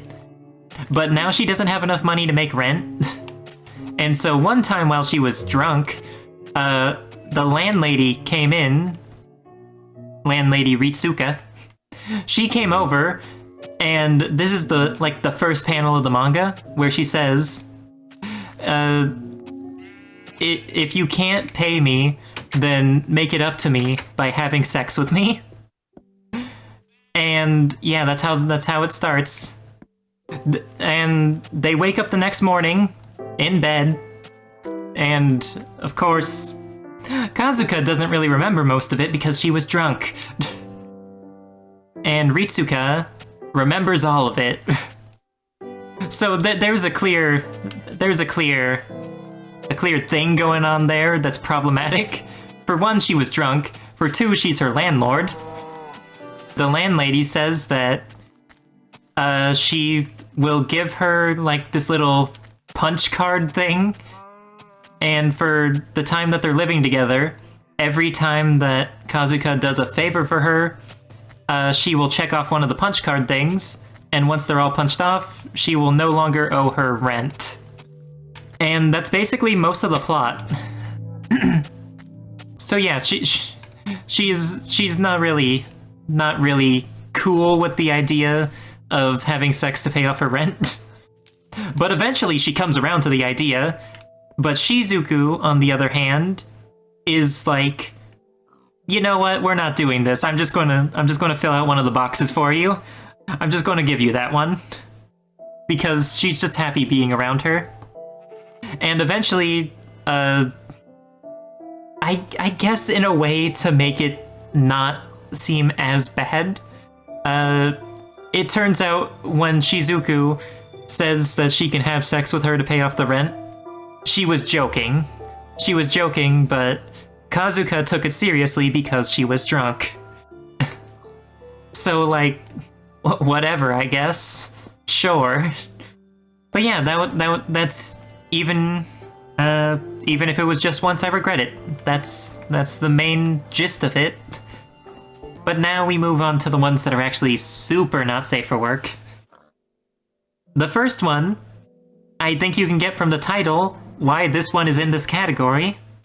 There's weird voices coming from the room next door. And it's also another polyamorous Yuri. The main character's name is Nakano. She is a country bumpkin. And then the people next door are Nagisa and Akabori. Nagisa is much more quieter than Akibori. Akibori is much more outgoing. And Nakano has just moved in from the country because she's going to college and everything. And it's her first night there, and she hears weird voices coming from the other room. So she goes over to talk to them about it, and is just like, hey, so can we do something about that? And then she realizes, oh, these are both girls. They're gay. And yeah, that's basically how it starts. And yeah, there's lots of very explicit imagery. Very explicit.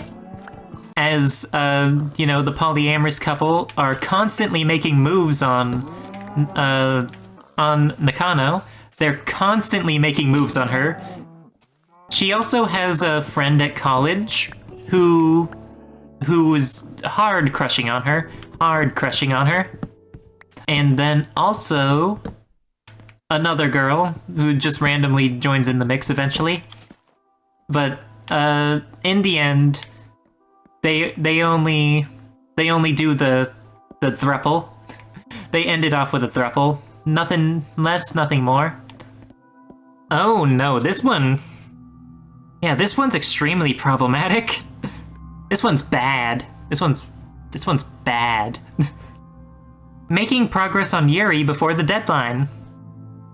This is about Ayu, who is a very young girl, and Hikari, who is a sociopath. Self-described sociopath.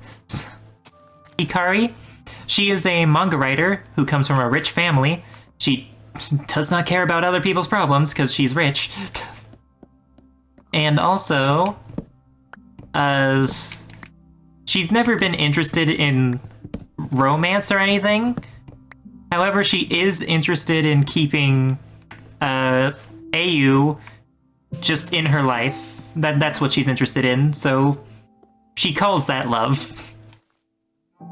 By the way, this woman's like grown adult. She's like, I don't remember, 27, 34, something around that range. Maybe she was 24 actually. But Ayu was like, I think she turned 16 in the manga. Well, you looked that up and saw on Dynasty Reader. First chapter tags abuse and bullying. Yeah. She's from the countryside, and when she came out as gay to people, she got abused and bullied. So that's why she ran out to the city, so that she could meet up with her cousin, and her cousin gave her the job to look after this manga writer, Hikari. And it all goes downhill from there. Because despite the fact that one of them is very much a minor, not even 18, and 19 is still a minor in Japan, by the way, it's still not safe for work. Still not safe for work. There's very explicit scenes. I can put up with it if, like, they're both the same age, because, like, that's something that just happens in people's lives, you know? Like, a lot of people do not wait until they're 18. And a lot of Yuri is told from an author's perspective of, you know, what they've actually lived through in their life. A lot of them are, like, a grain of truth and all that, you know? However, when there's, like, a huge age gap like that's not good. She's just a predator at that point. They even make a joke about it. That's like the craziest part. They make a joke about it, where she's what was her name? Hikari calls Ayu the predator because she's the much more aggressive one when it comes to that. There's like a certain level of tolerance where eventually there's a line drawn between the person who wrote this just wanted to tell a story, and the person who wrote this is a creep. Let's move on. Oh wait, actually, you know what? Before we move on, I'd like to talk about the ending, because the ending is worse. Her parents forbid her from seeing... Ayu's parents forbid her from seeing Hikari because, you know, age difference. She is a grown adult, and this one is a child. And you know what Hikari does? she goes over there and offers them money to buy her. She offers them money to buy her, and then when that doesn't work out, she suggests, or not that, Ayu suggests that she will kill her parents. But then, of course, Hikari stops her because she'll go to jail if she does that. Instead, they'll hire an assassin. And then Ayu's parents disown her, so then the plot is resolved. The plot is resolved by her parents just hating her so much that they don't want to have anything to do with her. The crazy thing is that it's based off a light novel. The light novel was supposed to be like a little bit different. I think the light novel was more serious than the manga, which is insane. The fact that they were trying to take that plot seriously. And it's also insane at the fact that this got adapted into another format. Anyways, the next one is The Nighthawk Drifts About. And this one is about another comp-het lesbian. There's this girl that she used to basically date in high school. Her name is Chinami. She used to date Yukako, but Yukako has actually gotten married to a man. And despite the marriage actually being pretty happy, Yukako is not happy. And once she meets Chinami, she starts cheating on her husband. Which, like, yeah, that's probably not a great way to go about it. Because they go on little romantic dates very often, and of course have lots of lesbian sex. You know, as to expect from... I think that one might have actually been marked as suggestive, because on Manga Dex there's like 3 main categories being, you know, no limits, suggestive, and erotica, and somehow this one was not listed as erotica, despite the fact that sex is like a big part of it. And eventually, Chinami is just like, you know what? I'm leaving because you broke up with me, and also, you're not willing to break up with your husband for me. And the funny thing is that, Yukako is actually willing to leave her husband. But that just kind of makes, Chinami a bit more upset because she's just like, too little too late. And, yeah, then Yukako is just kind of alone. Except she goes back to her husband because her husband was not there when she said that. Except, she actually divorces her husband. She divorces her husband anyways because she's miserable. She doesn't want to be married to a man. She gets the divorce. Chinami actually learns about the fact that she got divorced, and she actually forgives her, and they live together, happily ever after. This story is actually very similar to Run Away With Me Girl, except for the fact that in Run Away With Me Girl, the husband was a completely horrible person. In this one, he's a chill dude, and even after their for one, he agrees fully to the divorce, and 2, after the divorce, he's just like, oh, hey, have you seen what she's been up to? I'm kind of worried about her. Because, like, he actually cared for her. They actually did have, like, a loving relationship. Okay, we're going to get into another extremely problematic one. Deeply problematic. This one's called, Bokura no Hentai, and this one is actually not yaoi, or this one's actually not yuri. Kind of yaoi, but not really. And it has 3 main characters. Pero, who is a guy who cross-dresses and is deeply traumatized, and because of that trauma, he is hypersexual. And then there's Yui, who is also traumatized. He cross-dresses because his sister died, and his mom only ever acknowledges him when he dresses like his sister. And then there's Marika, who is just a trans girl. Yeah, Marika is just literally the most well put together one, and she's literally just transgender. She even goes to a gender clinic in the manga. It's crazy. Trans girl mention, yeah. There's lots of slurs. Lots of slurs. Lots of slurs. At first I was counting them, but then they said so many that I just stopped counting. What's his name? Yui. Most of them were said by Yui, the guy who dresses up like his dead sister. Because he is not into cross-dressing or anything. He uses the F slur, the R slur, the T slur. I think he used a few more. I don't remember if they used both T slurs or not. I kept reading though because I couldn't look away from this garbage fire. So the thing about this one, Marika likes Pero. Pero is the guy who just cross-dresses because he likes to, and also because sexual trauma. Pero likes Yui. Yeah, despite the fact that Pero does not like Marika, Marika really likes Pero. And because of Pero having many unresolved problems, many unresolved problems, he does kind of assault Marika.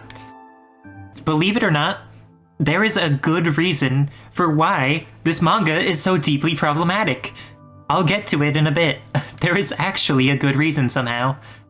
Marika and Yui, they actually have character arcs. They grow and learn from everything.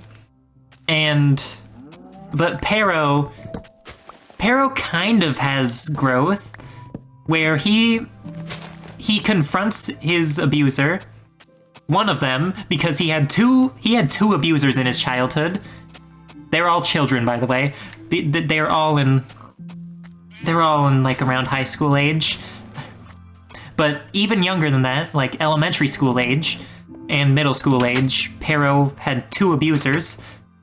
Pero does kind of have a growth arc, learning to not sexualize everything, because Yui also confronts him about that, saying, please don't be like this and always try to force sex into situations. And, he does. He does actually kind of learn to respect that.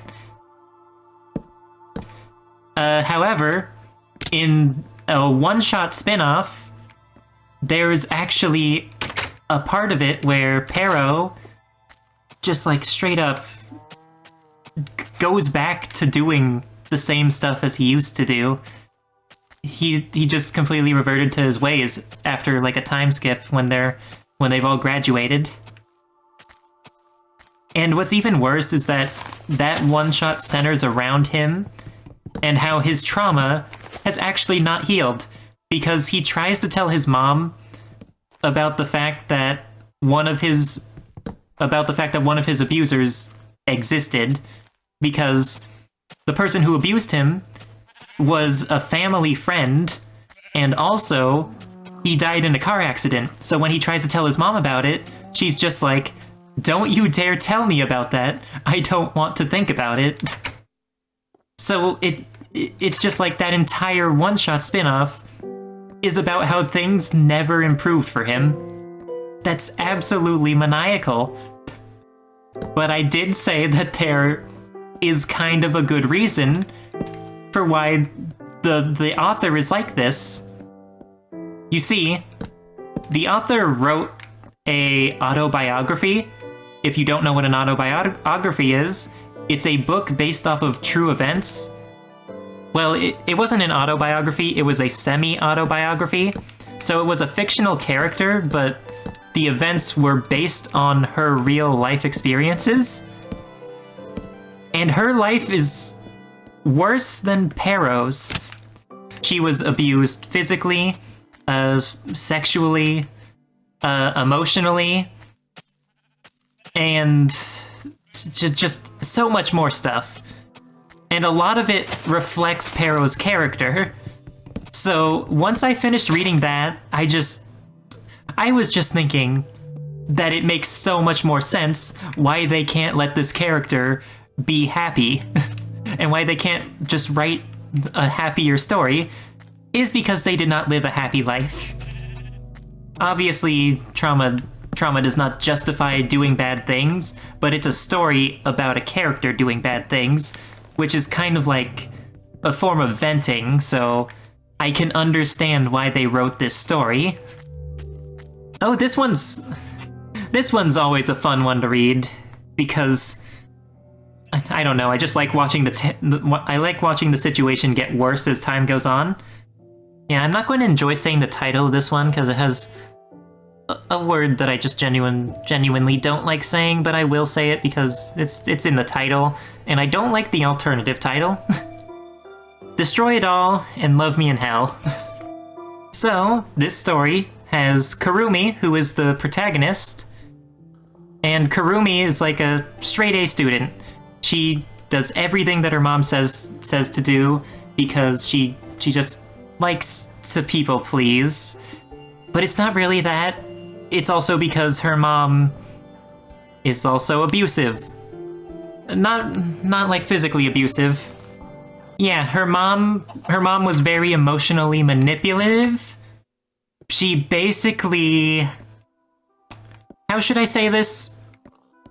She suicide baited her daughter and told her that she had to do good, otherwise... Yeah. That's why she was a straight-A student.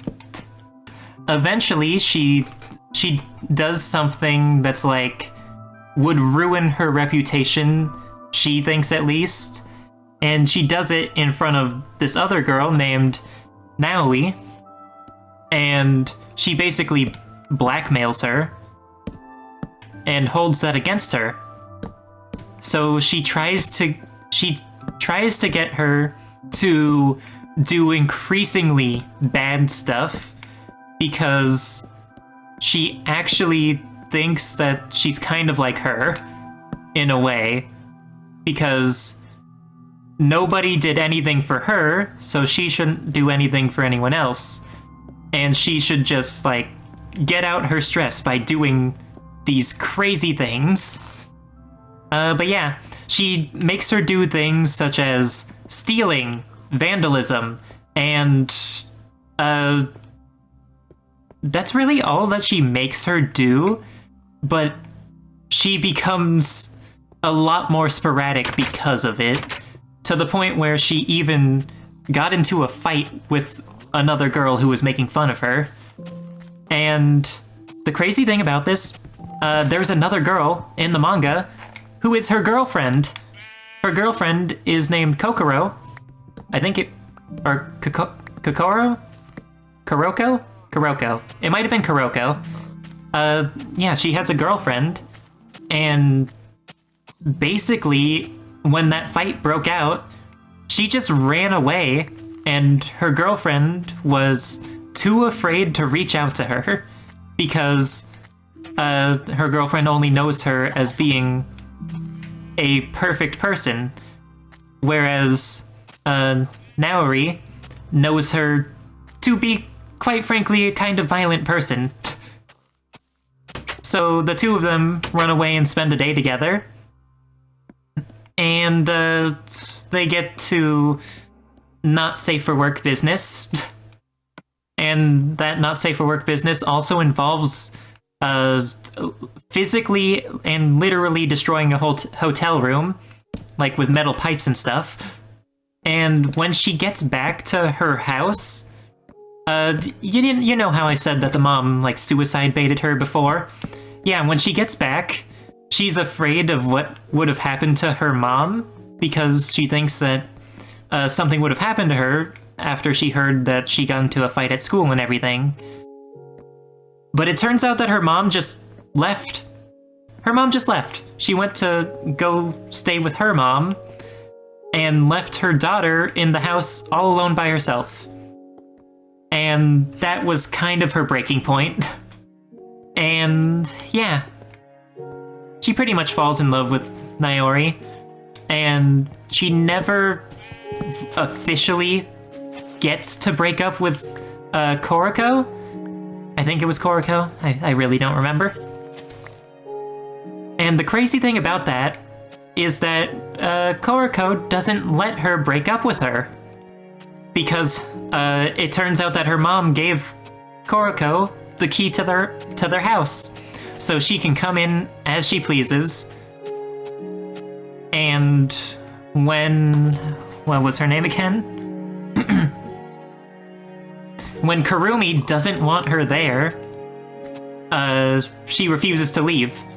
She says that she's going to try to care for her and make things better. It's still ongoing, by the way. This manga's not over, so I still don't know where it's going. But the latest thing that has happened is Kurumi was trying to call Naori on the phone so that she can get her help to get Koroko out of her house. And Koroko basically tackles her to the ground and unplugs the phone. And yeah, she also kind of forces herself onto Kurumi after that. And then Naori comes over, and then Kurumi passes out, and that was the latest cliffhanger. Definitely not safe for work. A little problematic, but that's quite clearly the intention. And it's hard to say if it's like... this kind of sounds like an oxymoron, but it's hard to say that if the problematic story is problematic in and of itself, it's quite clearly intentional, and I don't know where they're going with the story yet. I don't know if they're doing it just for the sake of being problematic, or if they really want to tell a good story. You're low-key interested? Yeah, it's really interesting. That's why it's one of my favorites right now. I always look forward to seeing it, and luckily it's been on very regular monthly release. And yeah, we have one more. This one's just straight up erotica. This one is My Cute Little Kitten. It is about a girl named Reina, who is like a nail design tech, and her roommate Yuna, who is a dropout. They room together in college, and after college, Yuna was kind of disowned by her family, so Reina just agreed to live with her still, so that she had a place to come back to for home. It's a very romantic story, actually. It's like incredibly romantic and very sweet. And the reason it's called My Cute Little Kitten is because they adopt a cat. That's like the entire reason. They adopt a cat, name it Chibi, and yeah, they take care of it. And a lot of the plot actually revolves around the cat. Funny enough, you know, when they're not having sex. There's not that much to say about it, actually. It's good. It's a good read. Again, though, it is mostly just them having sex. In the most recent chapters, though, there's been like this really dramatic thing happening, and it's got me on the edge of my seat because they haven't updated it in like ages, and I don't know what's happening with it, because like there's something clearly wrong with Yuna, where she's got some sort of illness because she is chronically asleep. So much so to the point where she's passing out in the bathtub, which is a deadly thing. So like I'm just wondering what the heck is happening. I need to know. So yeah, that's all of the ones that I felt like putting into this list. There are more, but I'm not talking about those ones. My throat is absolutely dead. So, thank you to everybody for watching, and I will see you all next time.